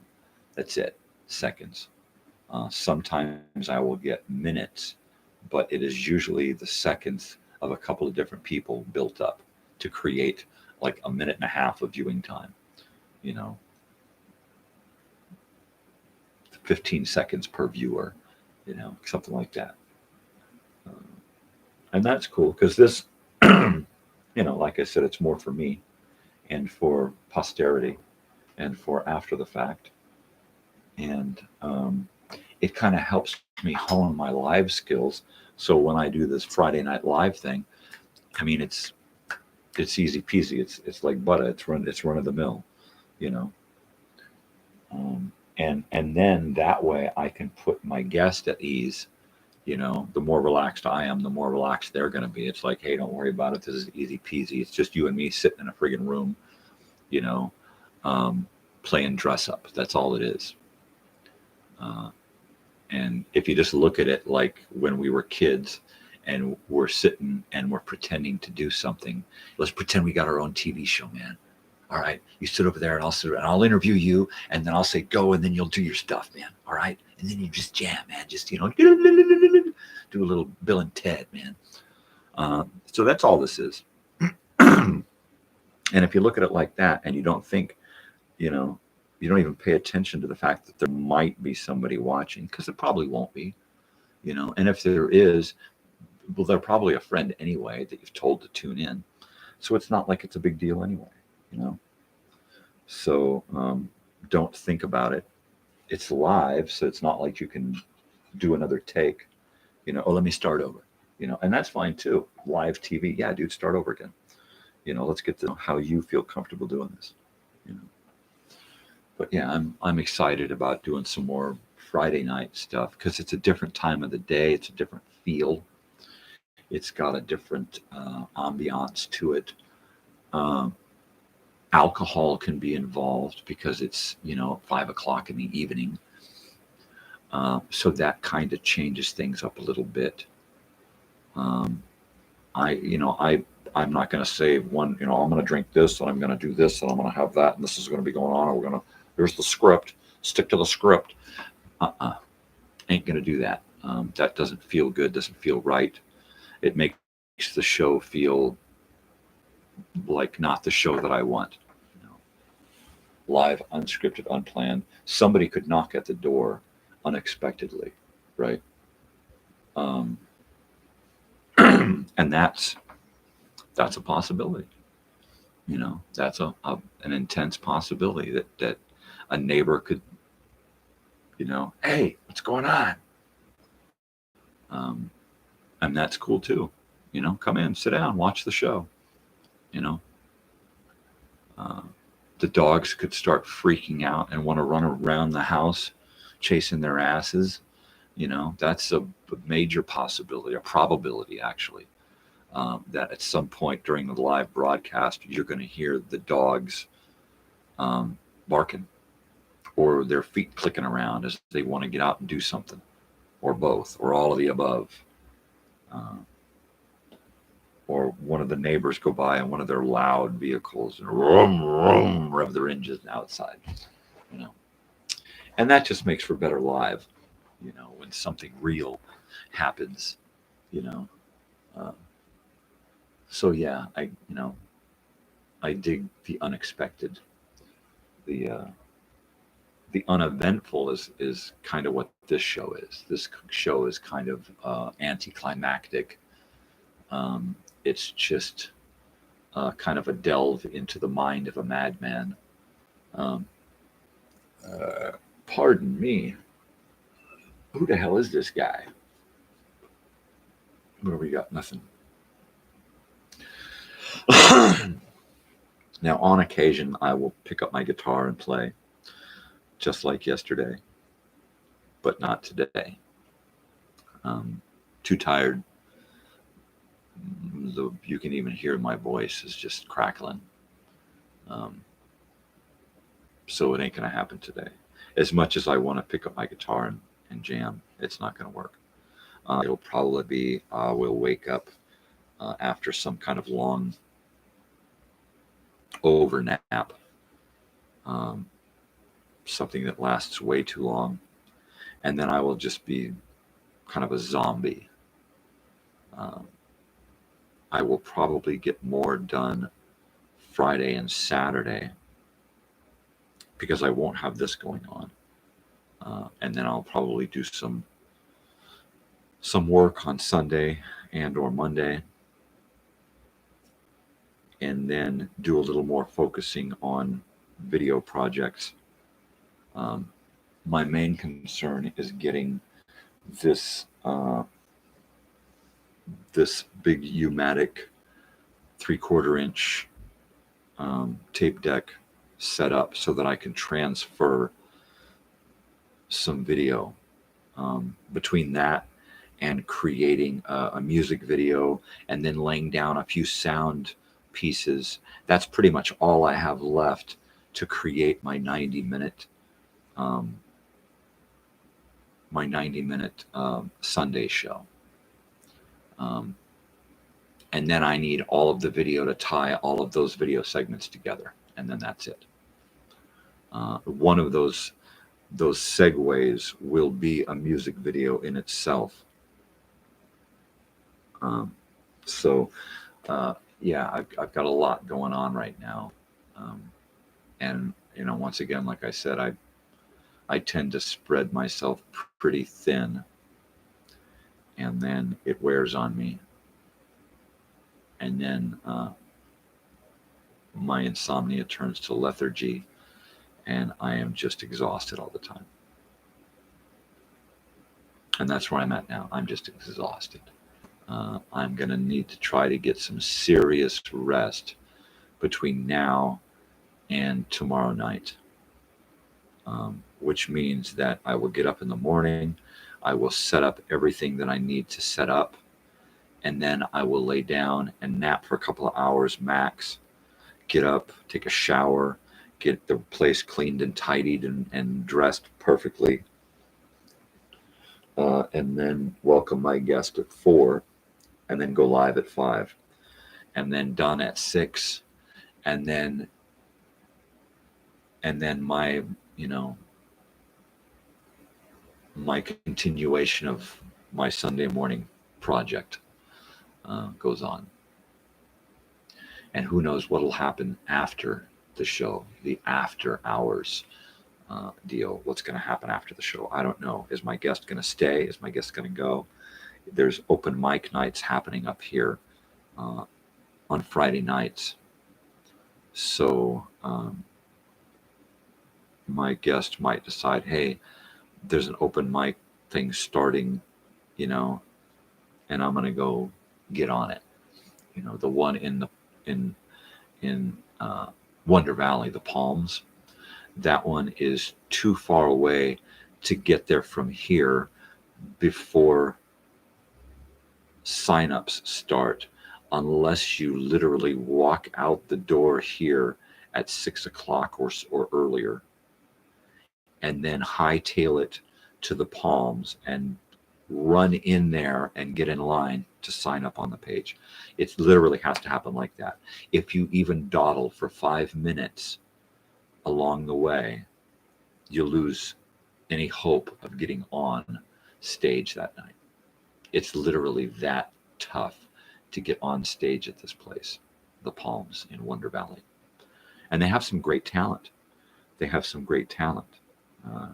Artists, poets, a lot of musicians, just a lot of musicians, single musicians, entire groups, weird shit, traditional shit. It's all over the map out here. But on any given Friday in this area, up and down the Morongo Basin here, you can find a half dozen live acts. Seriously, it's like that. Boy, do I look like an old guy sitting like that. How's that? Is this better? Because boy, I was really looking like an old hunched over guy here. But yeah, there's just so much talent out here. And so my thought initially to do this show was just to kind of sit here and do goofy stuff and reminisce about the past, like I'm doing in the mornings. And I thought, you know what? I got to do something a little, well, actually a lot. I got to have some contrast. I got to have something that's way different. I'm going to dress different, act different, do different stuff. I'll wear a hat because it'll be daytime, not morning. That's why you see me in my pajamas and a t-shirt every morning, because it's the morning show. So I wanted to change it up. And I thought, well, you know what? I've been going out a lot and finding a lot of new things going on. And one of those new things is local talent. I keep getting introduced to local talent. And if I can get some of that local talent on occasion to come over here and do a live thing, that's awesome. Maybe one of those people will let me do a music video for them, you know? So yeah, Friday Night Live has got to be something different. And I hope that with the pilot, I've shown that I can do something different, do an interview, you know, a talk show / special guest show, you know. And yeah, I'm enjoying that. So last night, while I was sitting here getting ready to go do my live test, one of the things I did before I went live was to take a bunch of the files off of my computer hard drive and put them onto an external hard drive so that I could free up some memory to help me with video editing and playback and that stuff. When I've got too much going on and not enough memory, my computer slows way down and I can't watch the videos that I'm editing because there's not enough memory, right, to make that happen. So I'm hoping that after last night's download, I can do more and do more faster. So yeah, my fingers are crossed. I don't want to keep working real slow like I am. And the only other alternative is, like I said before, to get a new computer. And in order to make this live stuff happen easier and with, you know, a better outcome, I think would be to get a video audio mixer so that I can pump in a couple of different cameras, pump in my VCR. So, okay, let's watch this tape that I created. Boom, then record something from my editing here onto video and then play it from the video, which I think to me would be a real cool throwback, you know. And then I could, doing that, then I could better be able to record all of my stuff onto videotape, right? So that when it comes down to it, historians would really have to watch a lot of those videotapes to figure out what era this is actually from. Did he record these in the 80s or the 90s? Every once in a while he refers to YouTube or Facebook or something. So, but everything, I don't know. It's on videotape. I don't know. What is it? So that's kind of what I wanted to do initially, was to create videos where you didn't know when they were created, and I was going to keep myself sequestered and only allow myself seen in these aged videos, so you would think that I was old back in the 80s, right? This age back in the 80s, which would put me really, really old now. Yeah, it would put me in my 90s. Wow, wouldn't that be something? So I'm going to do another bong hit here, and we're going to contemplate our next move. We're coming up on 2 hours. I did almost 5 hours yesterday, and I only stopped because my daughter woke up and had to get ready for school. And I thought, all right, well, I'm just gonna cut it here. At 1 hour on Monday, 4 hours on Tuesday, for almost 5 hours yesterday. I'm at 2 hours and 10 minutes today. So where are we going to go? How far are we going to go? I think I might hear dogs stirring.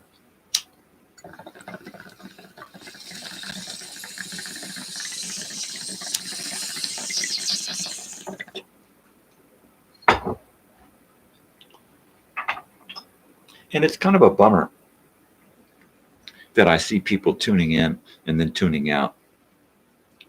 And for the most part, I would assume that they're tuning in and they're they're seeing something about me or about what I'm doing, about where I'm at, that turns them off, right? That makes them think something probably negative, right? Oh, he's smoking, click. Oh, he's got long hair and a beard, click. Oh, look at him. He's like, this is some kind of old weird guy, click, right? And mainly it's probably due to some kind of judgment call on their behalf, right? They're making a decision based on my appearance or the video appearance, right? Why is he doing it like that? Why doesn't he do it like these other people? Precisely because there's a million people out there on Facebook doing the Y files and doing the history guy and doing these cute little how-to videos and fix it videos and let's go places videos, and everything is really well produced and directed and scripted and clean and nice and tidy, and that's not life, right? If you look into any of these people's lives who do those videos, their life is not like that. Their life is not perfect. They're sitting there at this desk with a jacket and a tie, and that the waist down, they were just wearing boxers or freaking tidy whities, right? And there's got a green screen behind them, and the rest of their life is in chaos, right? But they don't want to show that. They want to show this perfect little capsule of what they want us to think their life is like, which is like most of social media, which is like most of the selfie world, right? It's like, look at me, and especially those people where they try to do the look at me thing and look at my ass and look how special I am. And then they forget that the mirror is actually not only reflecting them, but reflecting their actual life behind them. And they don't notice that till after the picture's posted. And people are looking at it going, your baby needs to have a diaper change. There's shit hanging out of his diapers, and then it's like, oh my God, my real world, people know the real me now. I don't go into any of that. Let's pull a facade over here and say, hey, look at me, green screen. This is not a green screen. All of this stuff is real. This is my life. This is my living room. This is my studio. It's my office. It changes configuration depending on what I'm doing. Everything around the walls in here stays, and everything in the center of the room on the rug here on this carpet can be taken out, and a whole new other set be brought in here for a different kind of show.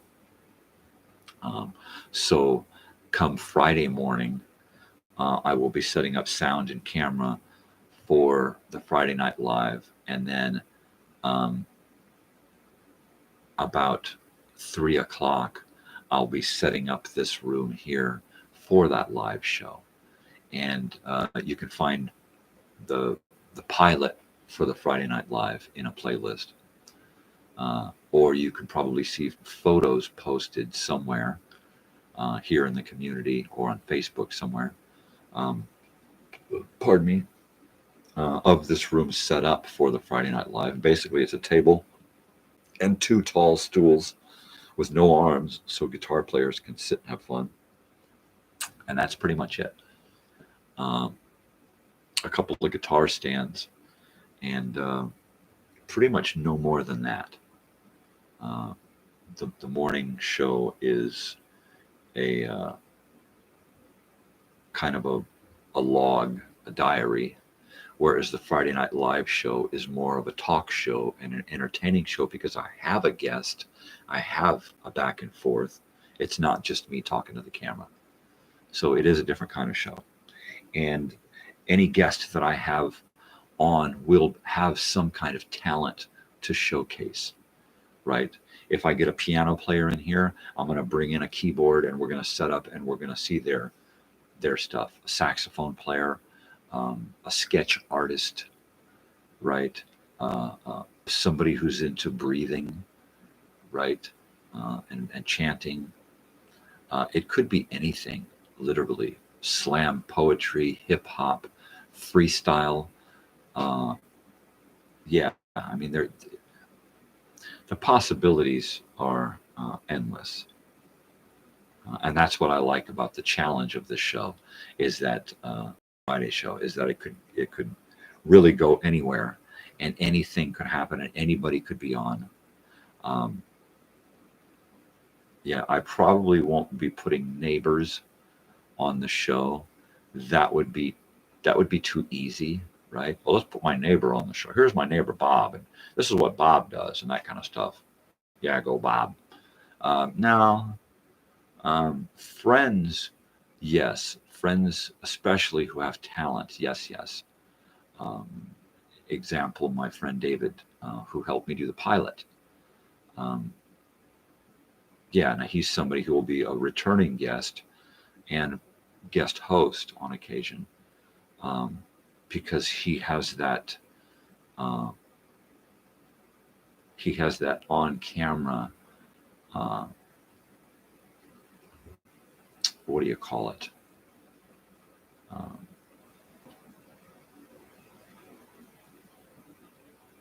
That he's got it, right? He's got it. He's got that it factor. He's very personable, communicative. He taught good. So yeah, I mean, it's like a win-win having David around and having David on the show at any given moment. It's just awesome. What would be really neat is if we were doing the live show, and David were to show up during the live broadcast with another guest on the show. Now that would be fantastic, because nothing says live by an unscheduled, nothing says live like an unscheduled interruption, right? And that would be phenomenal. But I'm really excited about subscriber count. I can't believe that I'm up to 57 subscribers. I want to say thank you to Roy Pitluck, for coming Friday. He'll be here Friday night at 5, and it's probably due to him that I've got a new subscriber, that I reached 57 yesterday from 56, and it's only been like 3 weeks since I just made 50, right? I think I just made 50 right before I went to see Mitch Rowland, and that was about 3 weeks ago, 2.5, 3 weeks ago. So it's only been since then that I reached 50 subscribers, and now I'm at 57. So I'm what they call viral. I'm becoming an infection on YouTube, and my numbers, my video count is growing. I've got 91 videos. This will make 92, I think, or maybe more. I'm unsure now. And then the videos that I'm making are not only getting a lot of views, people are watching the entire video, which is really good. People don't watch these videos. People will come on and click on and go, oh my God, and then they'll get off. So I don't get a lot of views on these shows. After the fact, I do get a couple of hits, but like I said, they don't really watch the entire show. Now, the music videos that I make from concert footage and my weird little trailers and documentary stuff, those and my original music, those are actually getting a lot of hits, right? And over the past year, the videos that I have made have gotten, my 5-minute trailer has gotten over 200 hits now that I've found out how to make it my showcase video, right? So that's pretty cool.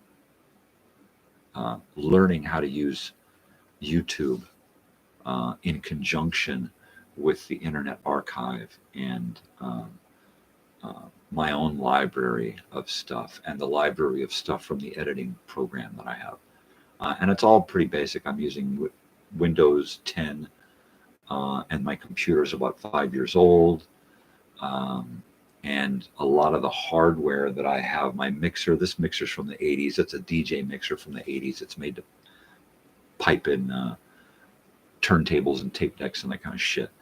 And the camera that I'm going to use for the live show is like a 2005, 2006 Sharp home video camcorder. So I've got this whole weird, twisted combination of technology to put all of this together. Now, I would like to advance this into the next level so that, season 3, I could do multi-camera. All right. Now, right now, I'm able to use this Sharp. So I may use the Sharp camera on occasion for the morning shows in season 3 so that I can start doing different stuff. Okay, today we're going to do this. So I'm using this camera so that I can take the camera and go here and zoom it in. And what I'd like to do with the Sharp camera, because it's portable, this camera here is stationary. It's affixed to a shelf so that I always get the same view every day. And then I have a shutter that I swing over in front of it, right? So I try to keep the show the same. Once I get to a new season, I can change it up a little bit. Okay, this is the morning show. But now today on the morning show, you're seeing this view because we want to do this. And then I'll pop that camera free and I can then give you a tour of the room. Or today we're going to park it in this angle so I can talk about these things. We're doing Wednesdays, so I'm going to park the camera here so I can zoom in at the turntable while we're listening, right? So I'll be able to mix it up a little bit. The show itself, the dialogue, the logbook type diary thing I've got going on will probably remain the same for the morning show because that's just the way this is. And it will grow and evolve and change, but it will pretty much always stay the same. Eventually, at some point, I might have a morning show guest. I know that at some point I will have a Sunday morning show guest because that show is recorded. And I hope to get others to do, footage from projects that we can create. So I'm going to write a note here to Roy so that when Roy's here, I can ask him to be sure to get people to take lots of video of him on stage and behind the scenes candidly, so that at some point he and I might get together and put together a little documentary about his journey into the music world, right? Doesn't that sound neat? I would like at some point to be able to get my friend David to take us to work with him like Mr. Rogers would have done. Hey, boys and girls, would you like to go to the sausage factory and learn how they pack those little tubes? That's what I'd like to do, is go to work with people, not me, just have them take video and on occasion talk to the camera about stuff, but mainly just take a lot of video so that we can bring it here and edit a really cool video about their life, and they can come over, sit down, talk to me on camera, and then we can adventure into their trip and then come back here. And then maybe he and I or she and I can talk together on what's going on, and actually feel like I'm there on the adventure. Won't that be neat? So let's see. Roy, photos and videos on and off stage, behind scenes, for documentary. And then that way, not only does he get the experience of doing his music live on stage, taking his music to the next level, and getting his music produced and recorded, right? And out there to a bigger audience, right? And now able to go out and reach a bigger audience by going on a tour, a 10-week junket to promote his music, right? Why not take that and bring that back in little bits and pieces and, you know, put together some kind of mini documentary on his adventure, right? I'm sold. I'd watch it. I want to see that. I want to do that. I want to produce that. I want to direct that. I want to edit that. So I will throw this at him when he's here and see if it sticks, you know? And if not me, then let's get his people and his producers to do that. If they have the resources to create that kind of video, then I think it behooves them to do so, because content is everything. And if you can really put together something that just comes out and says, this is Roy, let's do that. You know, I have a kind of a low tech situation going here, but I'd be more than happy to give it a whirl. On the other hand, you know, if I could just get some, you know, get some time on a real editing computer, you know, I would probably be able to come up with some shit that even would amaze myself, right? So at some point, I hope that before I die, I can get a really good set of computers to help me take this channel to the next level. Because there are, most of the stuff is just video stuff. It's just blogging stuff. It's just little shorts, you know, little music videos, little mini documentaries and stuff. But there are some things that I want to do, music videos and documentaries and other ideas that I want to have a huge cinematic quality. YouTube is really helping with that, with their audio library, and my editing programs from Windows 10. I'd like to take that into Apple and into Windows 11. Is that what's going on? And have a stronger processor, right? Stronger processors and faster editing abilities. Let's edit this quicker. Let's save this faster. Let's have a stronger knowledge of the resources that are out there and how to get them, and better organization skills when it comes to doing this. I mean, I just had to take a bunch of stuff and move it from my computer onto the external hard drive, and now the stuff that I'm editing is probably going to be messed up because locations are going to be confused, and I'll have to re-upload a bunch of photos. So that's kind of a bummer, but in some cases I may just re-edit things completely to give me a, you know, now that I've spent time editing things together, and then I'll edit one thing and then I'll move on and I'll edit 5 other things, and I'll go back and look at that and go, you know what, I can do that better now. I've done these and I've learned more, so now I can actually do this better. And do I want to go back and do it, or the next segment, do I just want to do that one better and show an evolved program? You know, these are my skills getting better. That's which is probably going to be the case. I wish I had some cereal bars. I haven't been able to get out to the store lately, and I forget to put things on lists. So, yeah, now I'm sitting here and the coffee is gone. Oh, and I'm wondering, what the hell am I going to eat?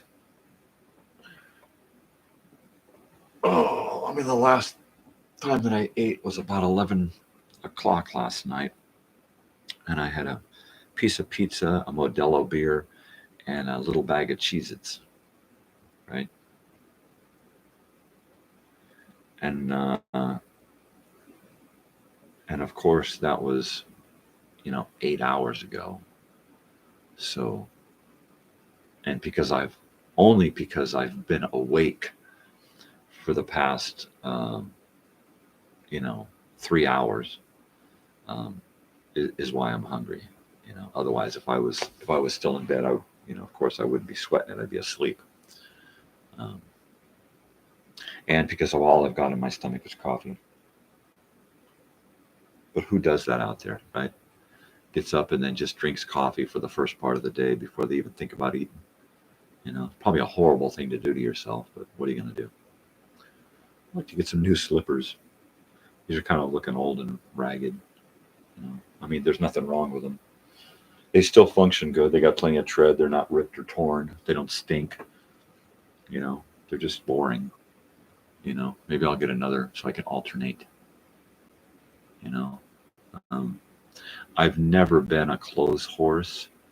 I've never been one for worrying about a wardrobe. I mean, really, literally, up until a couple of years ago, what was it? Up until about 4 or 5 years ago, all I ever wore was black, right? Black Vans or black sneakers, black socks, black jeans, black Levi's or Wranglers, black denim, right? Black t-shirts. I had a drawer full of black t-shirts, right? And a guy wears the same damn clothes every day. No, I just wear the same colors every day. I would, of course, to most people, it would look like I'm wearing the same thing every day. The guy never changes his clothes. He's always wearing the same clothes. But if you look in my closet, you see 3 or 4 pairs of black jeans and a whole drawer full of black t-shirts and socks and underwear, and everything's just black. A couple of pairs of black shoes. So yeah, to the idiot, it would look like I wear the same thing every day. That changed when my father passed away, and I started to think about things differently. And I started to want to wear shirts that not just made me happy, but they expressed something about me, or what I've done, or what I want to do, something from my past or present or future. But I just wanted to wear shirts that express something about me. The first season, I wore 32 different shirts, a different shirt for every episode. I had way more new shirts to wear, but that was the end of that season. When I got into season 2, I continued wearing new shirts, but I also I wore this shirt a lot. I've worn this shirt a lot in season 2. I don't give a rat's ass. I've worn that shirt a lot in season 2. I've worn a couple of band shirts, concert shirts, over again, mainly because they've been on my mind. But yeah, I got to that point to where it's like, what, I have to be more expressive in who I am, and it helps me to get out of my shell. Now when I go out and I'm wearing one of my weird novelty shirts, concert shirts or something, somebody will comment on my shirt, "Oh man, nice shirt," or I can see somebody else wearing a shirt and say, "Hey, nice shirt." And then of course I'm wearing a novelty shirt, so they say, "Oh dude, like your shirt too," and that happens a lot when I go out, because I wear, different shirts, vintage, throwback, retro, that kind of weird shit, concert shirts, old band shirts with funny things on them. And I'm always looking for a new shirt. My wife thinks I'm a nut. She thinks I should start selling off the shirts that I've already worn enough. And it's like, no, those shirts are more of a legacy, right? It's like, Natalie, my daughter, has already claimed that she's going to be, she'll have those shirts, and she can wear them to sleep in, right?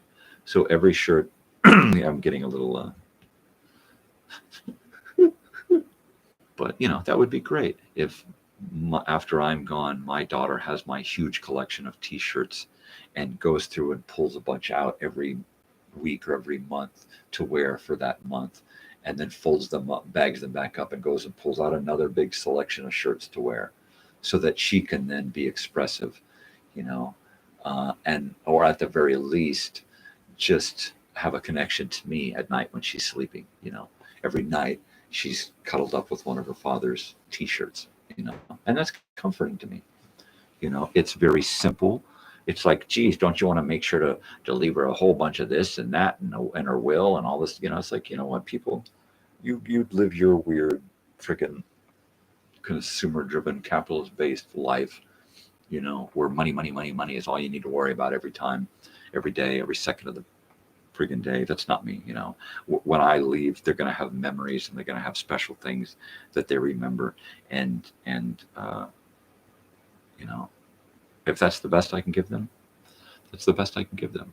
You know, I will leave other forms of legacy to them, you know, but my shirt collection for my daughter is one of those things. My record collection, my LP collection here, that's another thing that goes to my daughter. And my weird collection of books and photos and videos and stuff. Now, these are things that all go to my daughter, with the understanding that they stay within the family, if not with her, right? The T-shirts and the LPs are hers and hers alone. They belong to no one else. They will always be hers until she wills them to someone else. Everything else must stay in the family. Of certain things must stay in the family. So that's open to interpretation. There are a lot of things that I have that are just time travel devices, projectors, and Betamax player recorders, 8-track tape deck players, tons of 8 tracks. The 8-track collection alone is probably going to get sold off for, you know, a couple $1,000s, the machines and the tapes. If I were to sell off all of my stereo equipment, that would probably be another $1,000. If I were to sell off all of my Betamax recorders and cameras, video cameras, 1980s video recording stuff, that would go into the thousands, because all of this stuff is still working and usable, and I use it regularly. I've got stuff that I've recorded onto Betamax, onto U-matic, through these old cameras. I've recorded stuff onto YouTube to these old cameras. I've got some upcoming videos that I've shot through this 1982 camera over here that was in the background the other day. So yeah, there's a lot of things that I've got around here that are just going to get sold off when I'm gone. So I've got a lot of work ahead of me, cataloging everything and putting price tags on everything. Don't let this sell for less than this, right? Now, this stereo setup here, most of this will go to my daughter, because she'll need it to play most of these records here. She's got a great stereo system that I set up for her. It's a realistic TM, not a TM, an SR or SA. Excuse me. It's a small silver-faced realistic Radio Shack receiver that I have the matching tuner for it, but she doesn't listen to the radio, so she doesn't use it. I've got some great old Radio Shack realistic speakers that is coming out of this old receiver, and I've got a 1979 Sanyo turntable in there, and it's all 1970s stuff. And this is her stereo. This is what she listens to her new and old records on. And it's a really nice turntable. It's got the anti-skew and the balance weight on the end, and it's a really nice one. I've used it before, and on occasion I will borrow it so that I can do a dual turntable mixing thing, and at some point I'd like to make some mixtapes to give away, which is probably something I should get into making, so that when it comes to a giveaway, a drawing, a raffle, I can send a mixtape to somebody, right? And that's like hours of work, you know, making a set list, timing everything out, and then sitting down and recording it live, right? You hit play, and then you put on your first, and then when that one's getting done, you put on your second one, and then fade into the second one, right? And then get your next 45 or whatever, or tape, you know, and get that set up. And then when this one's counting down, you put this one on, you start this one, you fade over to this one, you know, and just like the old DJs, you know, that's how I would have to make a mixtape, so that it's not song break, but actually song into song into song, and then maybe throw in a little bit of cheese, and then some more music. And I like to add moments of cheese in my mixtapes, whether it be an excerpt from a movie or a TV show, or a TV show or movie theme, right? Or some funny sounds or sound effects, you know, or just some oddball stuff, some Dr. Demento-esque stuff. So doing a mixtape would be really fun. But yeah, all you know, said and done, when the bell finally tolls, most of this stuff's just going to get sold off. So, oh yeah.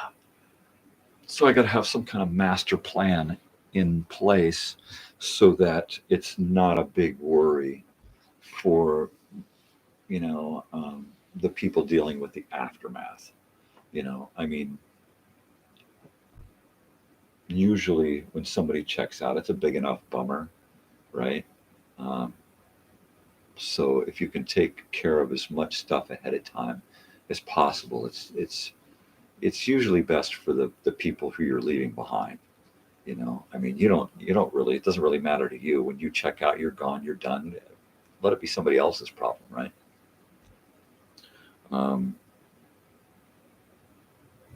There'll probably become a time I'm going to think that way. Like, you know, I don't want to think about this shit anymore. You know, somebody else deal with it.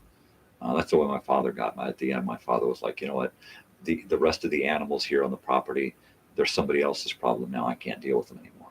You know, I don't have the wherewithal to worry about the outcome of anything anymore. All I, you know, can do now is just worry about my own checkout. You know, and I'm sure that's going to come to a point to where that's all I'm going to want to deal with. So as much as I can deal with ahead of time, you know, I'll try to do. You know, this show is like a step in that direction. One of the things that I've always wanted to do was to get a lot of the crap out of my head, so that when I'm gone, I'm not taking it with me. It's like, you know, I told those stories. I told those people I loved them. You know, I taught those lessons. You know, I did what I had to do here so that people can find it when I'm gone. You know, and the plan is to put a lot of this onto a recording device, DVD or VHS or Betamax or something. So yeah, I've got a lot of raw footage over here that is just going to wind up being, you know, old crazy dad's home movies, like my father's home movies are, his crazy college projects, you know, and these are just going to be like that. You know, there's that crazy old weird bearded guy, you know, great Uncle so-and-so's weird videos. Can we watch great Uncle so-and-so's weird videos again? Geez, you've seen that crap enough. No, but he's really weird. He's cool, you know.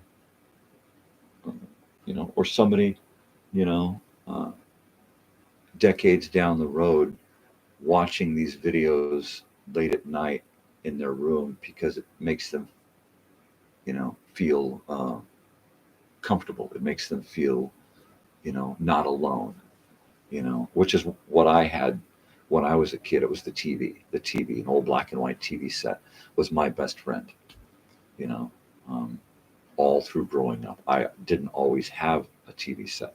A lot of times we didn't even have a radio. We lived in a tent or a car or something, motorhome, van.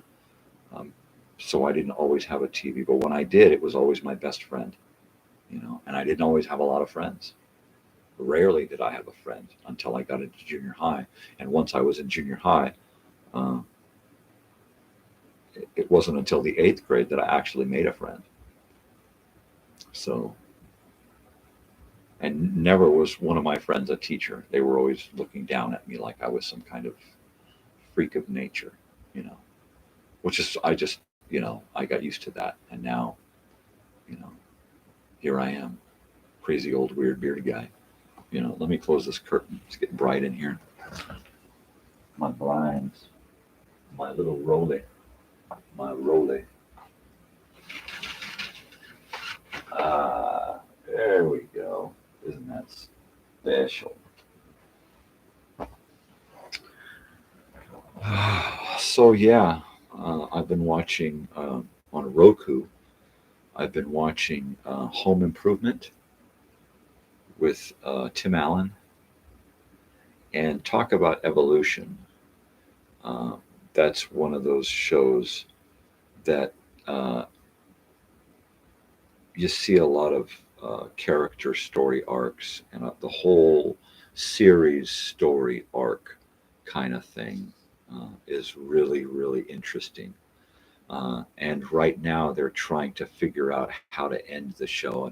And of course, they've got it figured out by the time they're doing the last season, which I think I'm either in the last season or they're trying to make it possible for this to be the last season. Let's wrap it up in case they cancel us. Let's wrap it up in case Tim Allen decides he's just had enough and wants to just throw himself full time into movies. Because at this point he was doing a lot of stuff.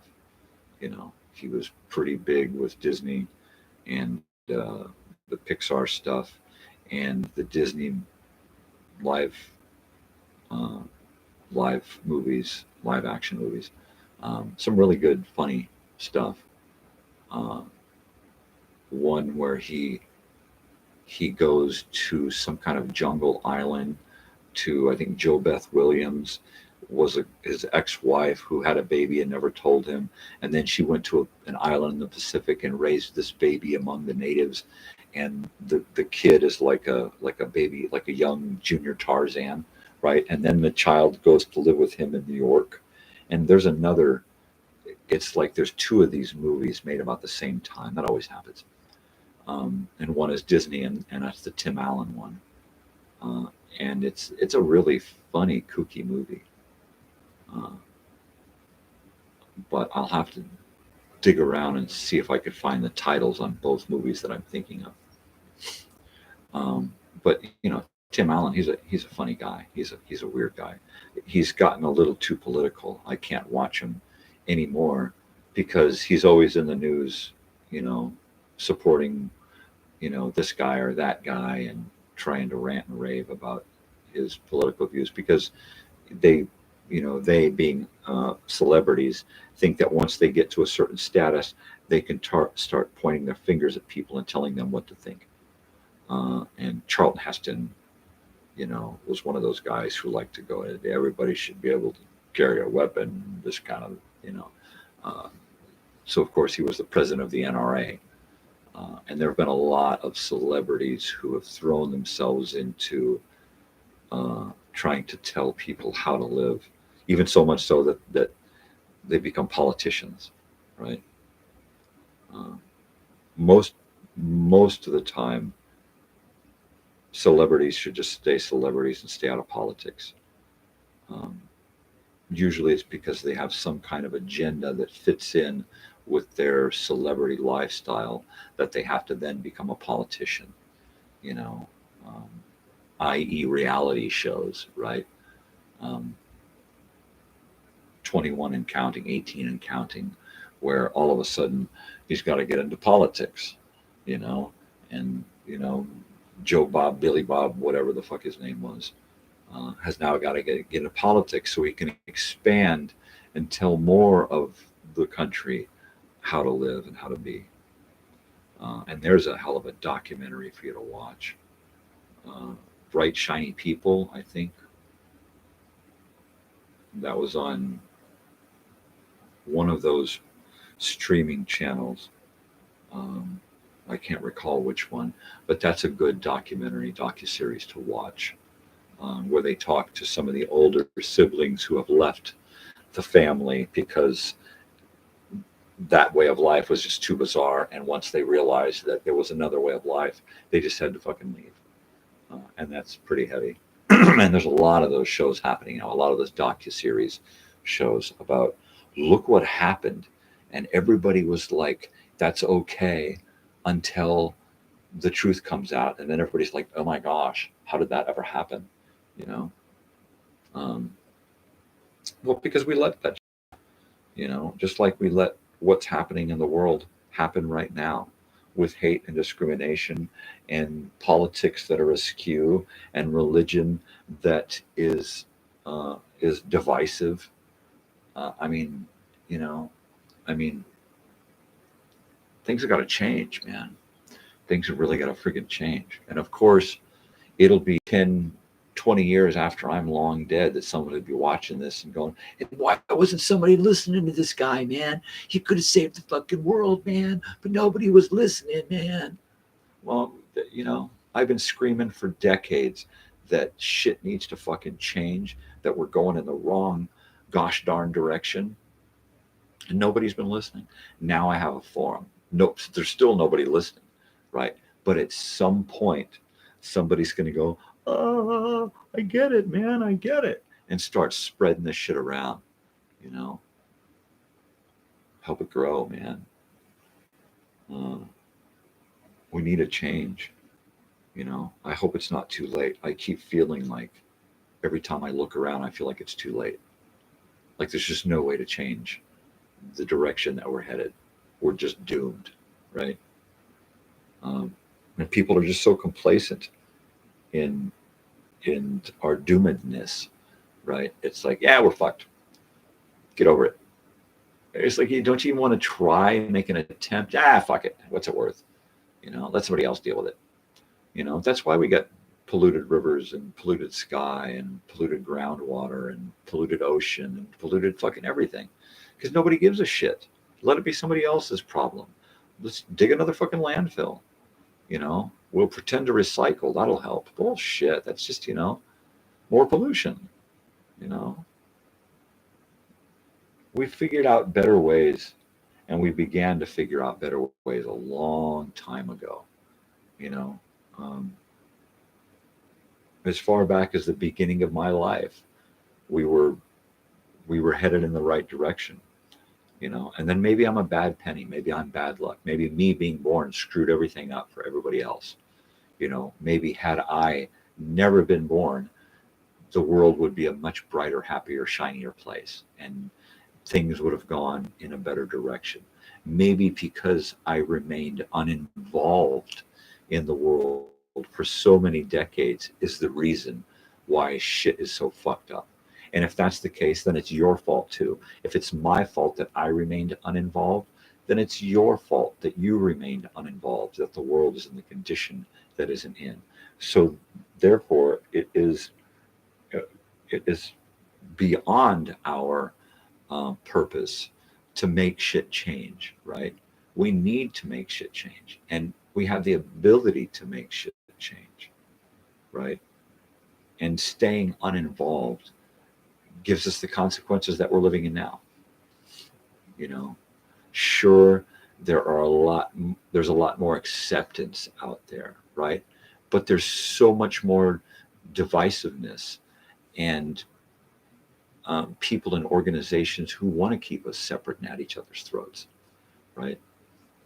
So, you know, every time we take a step forward, we're kicked back 2 steps, you know, and it's just, how do we You know, how do we make a meaningful change, something that is far reaching, that gets everybody's attention? It's going to be something big, you know, like this whole pandemic thing that passed, you know, where we actually got everybody on board thinking the same way for a brief instant in time before everybody decided individuality was the best thing, you know. And that's not always the case, man. We're talking community, back to community. You know, it's not always the case that we have to go out and do whatever we want and fuck it, I'm not going to do that, you know. And I'm the first one to not listen when somebody tells me you have to do this. But at some point we have to grow up and say, okay, I'm not going to listen to anyone, but this is pretty important and I should be listening. I should be staying home for 6 weeks instead of 2 weeks and saying, oh, fuck it, I can't take it anymore. I need my Starbucks and I need my this and me, right? And that's the way the world is, you know. That is just the way the world is now because we have allowed it to get there, you know. And if you take, I won't get into it, but if you take a look at religion and politics and corporate greed and all of that, we've allowed all of that to happen. If you look at all of the hate that gets posted, we allow that to happen, you know, because we don't shame people anymore. Shaming is bad. You're not allowed to shame anymore. Shame on you for shaming someone. Huh? Right? No, we need to bring back shaming. All right. When somebody fucks up in my presence, I'm the first one to say, hey, look, you fucked up. Just admit that you fucked up. Accept responsibility for what you did and move the fuck on. You're going to feel better. I'm going to feel better. The world's going to be a better place if we can just admit. What happens is we get people who they fuck up. They fuck with somebody else or screw up somebody else's property. And then their first responsibility to themselves is to not admit guilt, right? When we're children, the first thing we're taught is to tell the truth and be responsible for your actions. But as soon as we become 18 or become drivers, right, we're taught, if you get into an accident, shut up. Don't admit guilt. Don't admit that it was your fault. Don't admit anything until you talk to your lawyer. And that's the way it is now. Once you reach a certain age, you opt out of the responsibility to your community to be honest and responsible. Now your responsibility is all bottled down to calling a lawyer, and that's it, right? And you do not admit responsibility to anything until I talk to my lawyer, and then I'll let you know if I'm responsible for that. Well, you did it. You know, you just said, well, look, I hit you. But now you won't admit to it because you might have to then tell somebody in court or an attorney that, yeah, I did, you know, I won't admit it, but yeah, I did it. You know,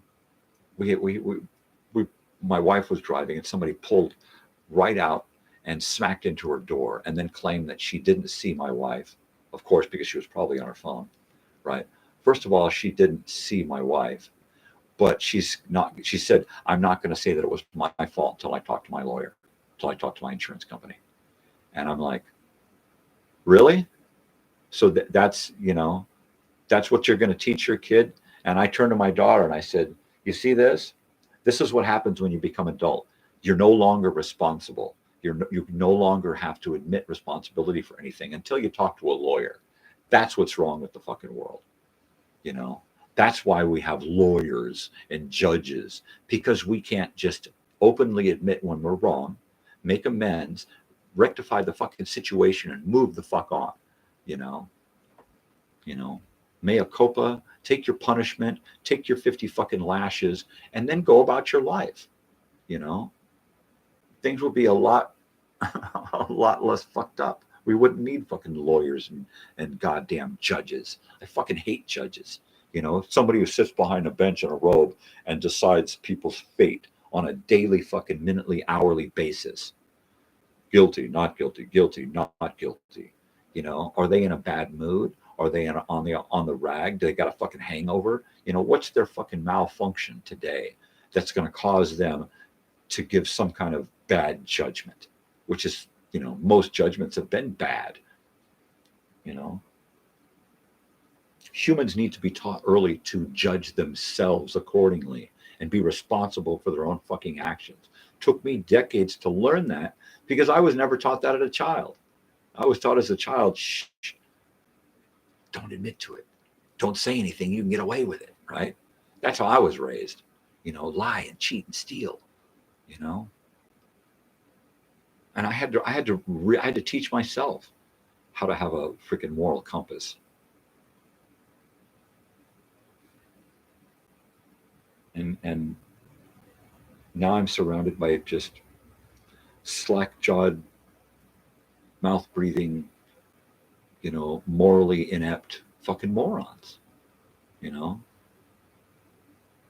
It's like 99 out of 100 people that I come in contact with are just fucking idiots. Every once in a while you come in contact with a nice person or even a nice family where they've actually got it together, you know?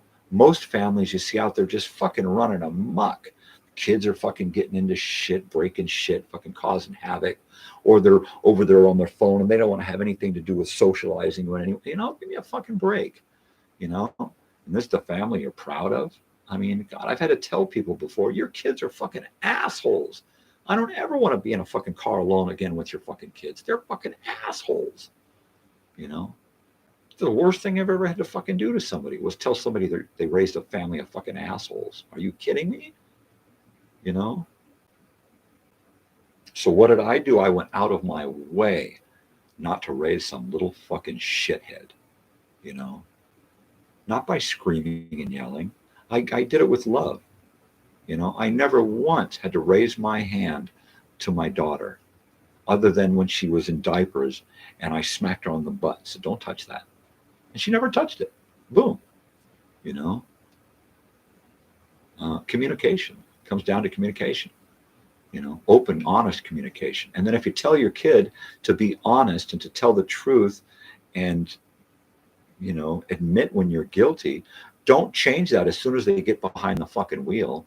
Don't change that as soon as they become of age and they have to then be responsible for their actions.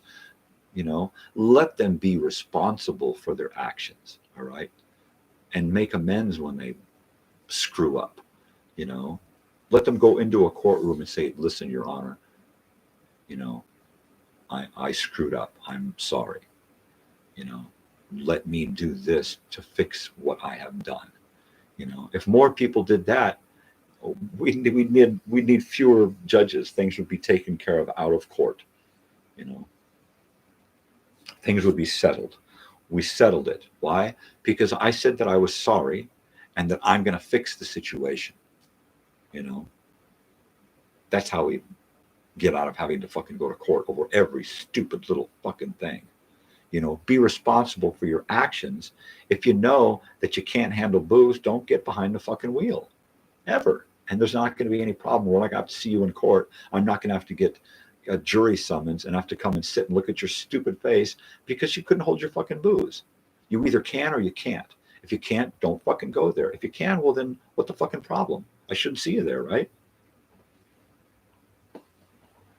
Go figure, you know. Where are we at on this wonderful day? I'm going to put my glasses on here. Oh, look, we're coming on 8 o'clock, hour 3, which is probably where we're going to cut it off today. I think I'll get up, make a little breakfast, and try to get motivated to do something. I really, really want to get one of these video projects done today so that tomorrow I'm just thinking about the Friday show, and then over the weekend I can wrap up some things, some ends. I need some acoustic guitar material for a slideshow that I'm working on. I know a few people who play guitar, but trying to shoehorn me into their schedule is just like pulling eye teeth, man. And I don't blame anybody. My schedule is horrendous, and it's all my own fault. Their schedules are probably horrendous at no fault of their own, right? I mean, most people have to go in so many different directions every day just to get shit done and to stay on top of paying bills and working and doing all that shit, right? Uh, I'm not pulled in those directions, you know. I'm semi-retired and partially disabled, so I'm pulled in fewer of those directions and more of my own creative issue directions, you know. So I don't go out of my way um, to go after people over and over and over and over and over again, saying, "Man, I need your help. I need your help. I need your help." You know, um, I don't want to be a gnat in their ear, but I will buzz by every once in a while and go, "Hey, remember me? Hey, remember me? I need your help." So yeah, if you're out there and you want to help me at any time with any of these videos and email me something, a file, um, you know, that's cool. We can do thumb drives. I'm an old school snail mail guy, so if you want to thumb drive me stuff, um, you know, I'd be more than happy to do that. Uh, it's got to be somebody that I really know and trust before I'm going to take a thumb drive and stick it into my computer. But I'd be more than willing to work with somebody on content for my show, um, just to get other hands in the mix and other brains working. Um, because I do have a lot of ideas and things going on, but it's usually me centric. So, yeah, I want to get others involved. I'm getting my wife involved. I get my daughter involved a little bit with the concert stuff. I'm getting friends involved here and there with my live stuff. So it's starting to snowball a little bit more. Um, but I seek change at this point in my life. I seek growth. I'm really looking to make things, um, you know, happen differently. Something I want to grow, you know, within and without. Um, so whatever I can do to throw things in to mix it up, and give me some kind of change, I'm for that. You know, just like going to all these concerts with my daughter, that is such a huge change for me. Just going out all the time is a huge change, let alone going out and seeing music and new music and music that I haven't, you know, been in uh, been interested in before. So that's pretty cool. So I'm trying to snowball that whole change thing. Let's keep changing. Let's keep more new stuff happening. You know, let's try this. Ooh, this is different. Let's try this. You know, last night I was going to pick up my daughter at school and was listening to the radio and thought, ooh, that's a cool song, and threw that on the list of things to check out. I don't know that I'll ever play the song, but I'll check it out and see you know, if it's something that my fingers can handle, if my brain can handle, then I'll put together a version of that. You know, I like to do covers, uh, because it helps it helps me creatively to find something new in myself that I can do, and something new on the guitar that I can do creatively, a new chord, a new way to strum something. You know, it's like every song that I pick up now, um, I've got a different strum that I can do. And I wasn't like that before. I was like a one strum guy kind of guy. You know, I can strum it this way and I can strum it that way, and that's what I can do. And now it's like, oh, I'm playing this song. That means I can hit it differently. You know, and that's neat. That's neat. I'm finding different things within myself I can do. This whole YouTube thing has helped me learn just as much about myself as I have about the internet and YouTube and editing and videos and that kind of stuff. So it's been a lot of fun. It's been a challenge, but it's been a really adventurous challenge. I'm still challenged. I'm challenged every day, not just to stay awake long enough to do something, but I'm challenged in trying to figure out ways of doing things, because I'm really technically inept, right? Digitally illiterate. So everything that I do, last night I was setting up the live feed for Friday so that my special guest could start sharing that link to people so that they're ready for the show. And I had never done set up a link like that and then waited that long to go back to the show and then start the show from that link. I did it with this show. I set this show up last night and then got on here and signed on and went click. And I didn't have to enter in all of that information that I normally get on and then have to copy and paste over a bunch of stuff for my title and description and all of this. So what you're watching now, I put together last night, and then I just got up this morning, put on YouTube and hit go, basically. So that's all I have to do Friday is set up everything in here, turn on YouTube, access this file for Friday, and hit go live. Also, I have to get back on there at some point and add bio information from Roy's YouTube, Facebook account. So he told me just to go there and copy and paste his Facebook bio, which is perfect. So I'll do that and copy and paste that in the description. And that'll give us information about him. Hopefully I don't have to edit anything down. I said 500 words or less. Hopefully I don't have to edit out anything that he might deem important. So we'll see. So I'm going to be working on putting the finishing touches on the Friday show between now and Friday evening tomorrow night. And I'm going to be hopefully putting together that 90-second promo video and getting that out the door by tonight or tomorrow at the latest. Because I want tomorrow to be all about tomorrow and only tomorrow. And then if I can do Fridays, where the only time I think about Friday Night Live is an hour before the show, or when I'm trying to set up a guest and then enter that live show into YouTube, right? That's the only time that I want to think about that live Friday night show, because I don't want it to be a program. That's something that's programmed, something that's going to be the same. Well, we have to have this and we got to have that, and we have to, because all the other shows have that, so we got to do this. It's all going to be new and fresh and different and unrehearsed, unedited, unscripted.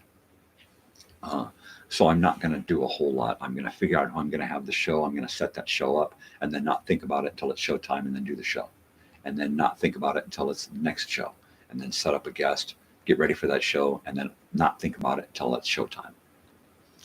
And mainly because I don't want to have to think about that kind of stuff. The more I think about shit, the more I worry, and the more I have the ability to screw shit up.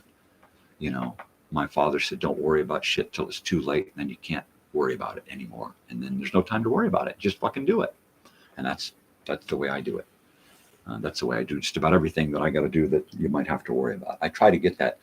I try to tell other people that they can't figure that out. It's like, what do you mean? Don't worry about it. Don't think about it. I think my daughter can do that now. I think it was jury duty or a test or something that, don't even worry about it until it's too late to worry about. Once you're doing it, try to worry about it. You can't, because you're in the throes of doing it. So you can't worry about it. So, therefore, don't worry about it until it's too late. Just don't even think about it. Put it out of your head. How do you do that? Come on.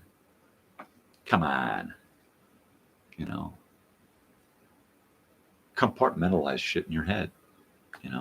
Take shit, squash it down into a little box, chuck it off to the side. Don't think about it. Set an alarm to make you think about it later, because you're going to become so good at packing shit away and not thinking about it until it's time to think about it. And then, oh, look, it's too late. Don't have to worry now. Starting this show, I worried about it until the first episode that I did.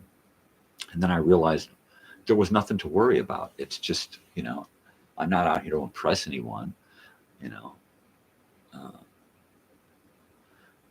I tried to do that with the live mic thing. Unfortunately, I had alcohol, and alcohol and I do not mix. So had I not done the alcohol and got up on stage, I think I would have done exactly what I had set out to do. But I thought that I needed some kind of social lubricant to make me at ease, and I didn't.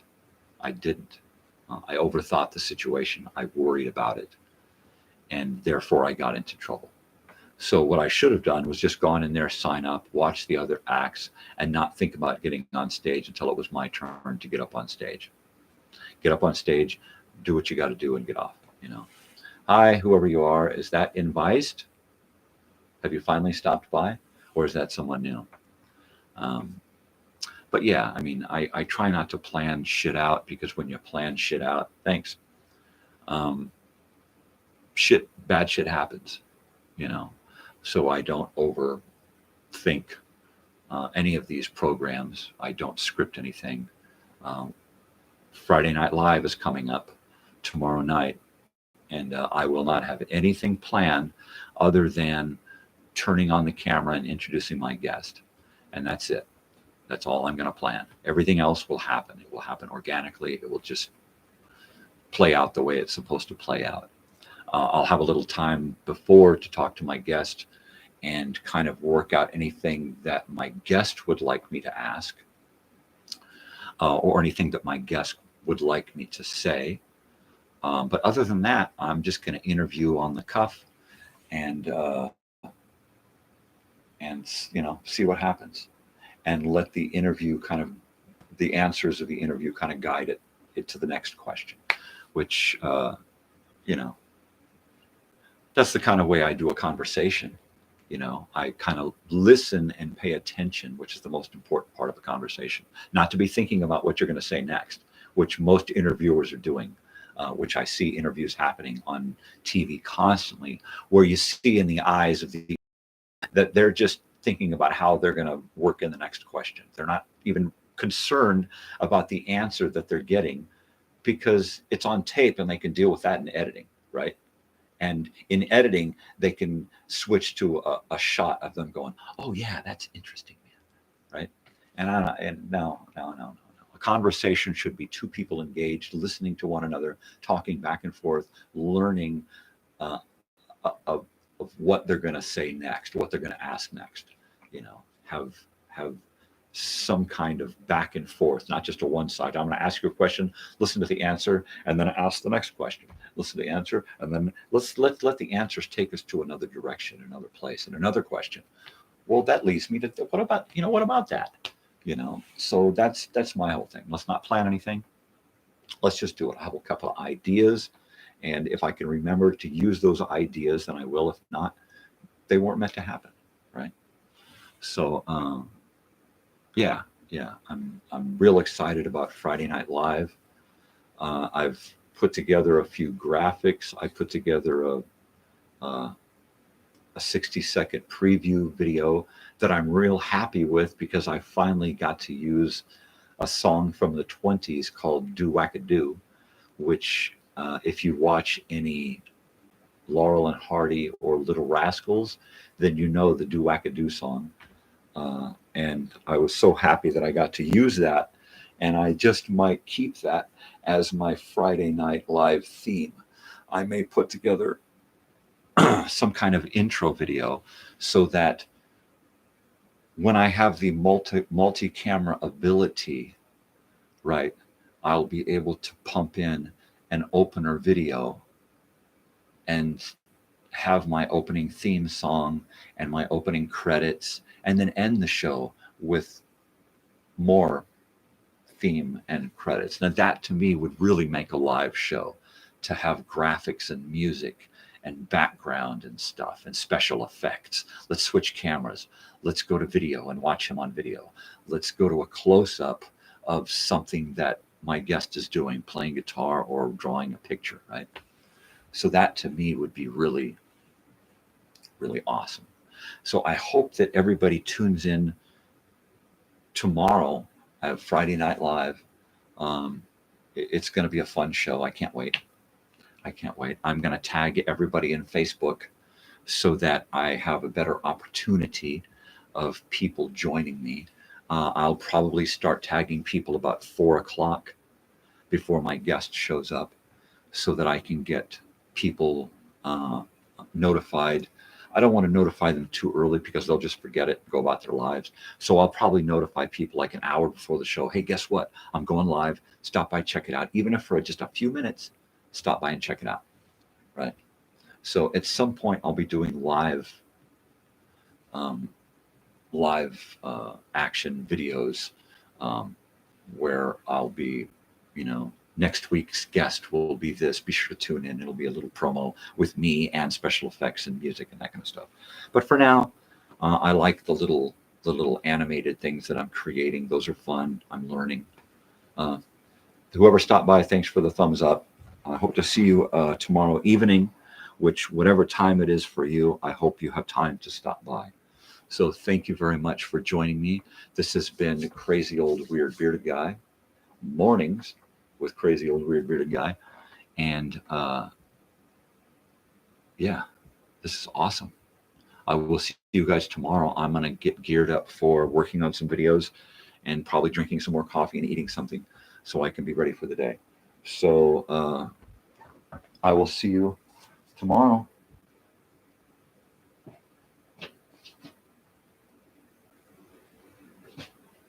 Peace. Adios, weirdos.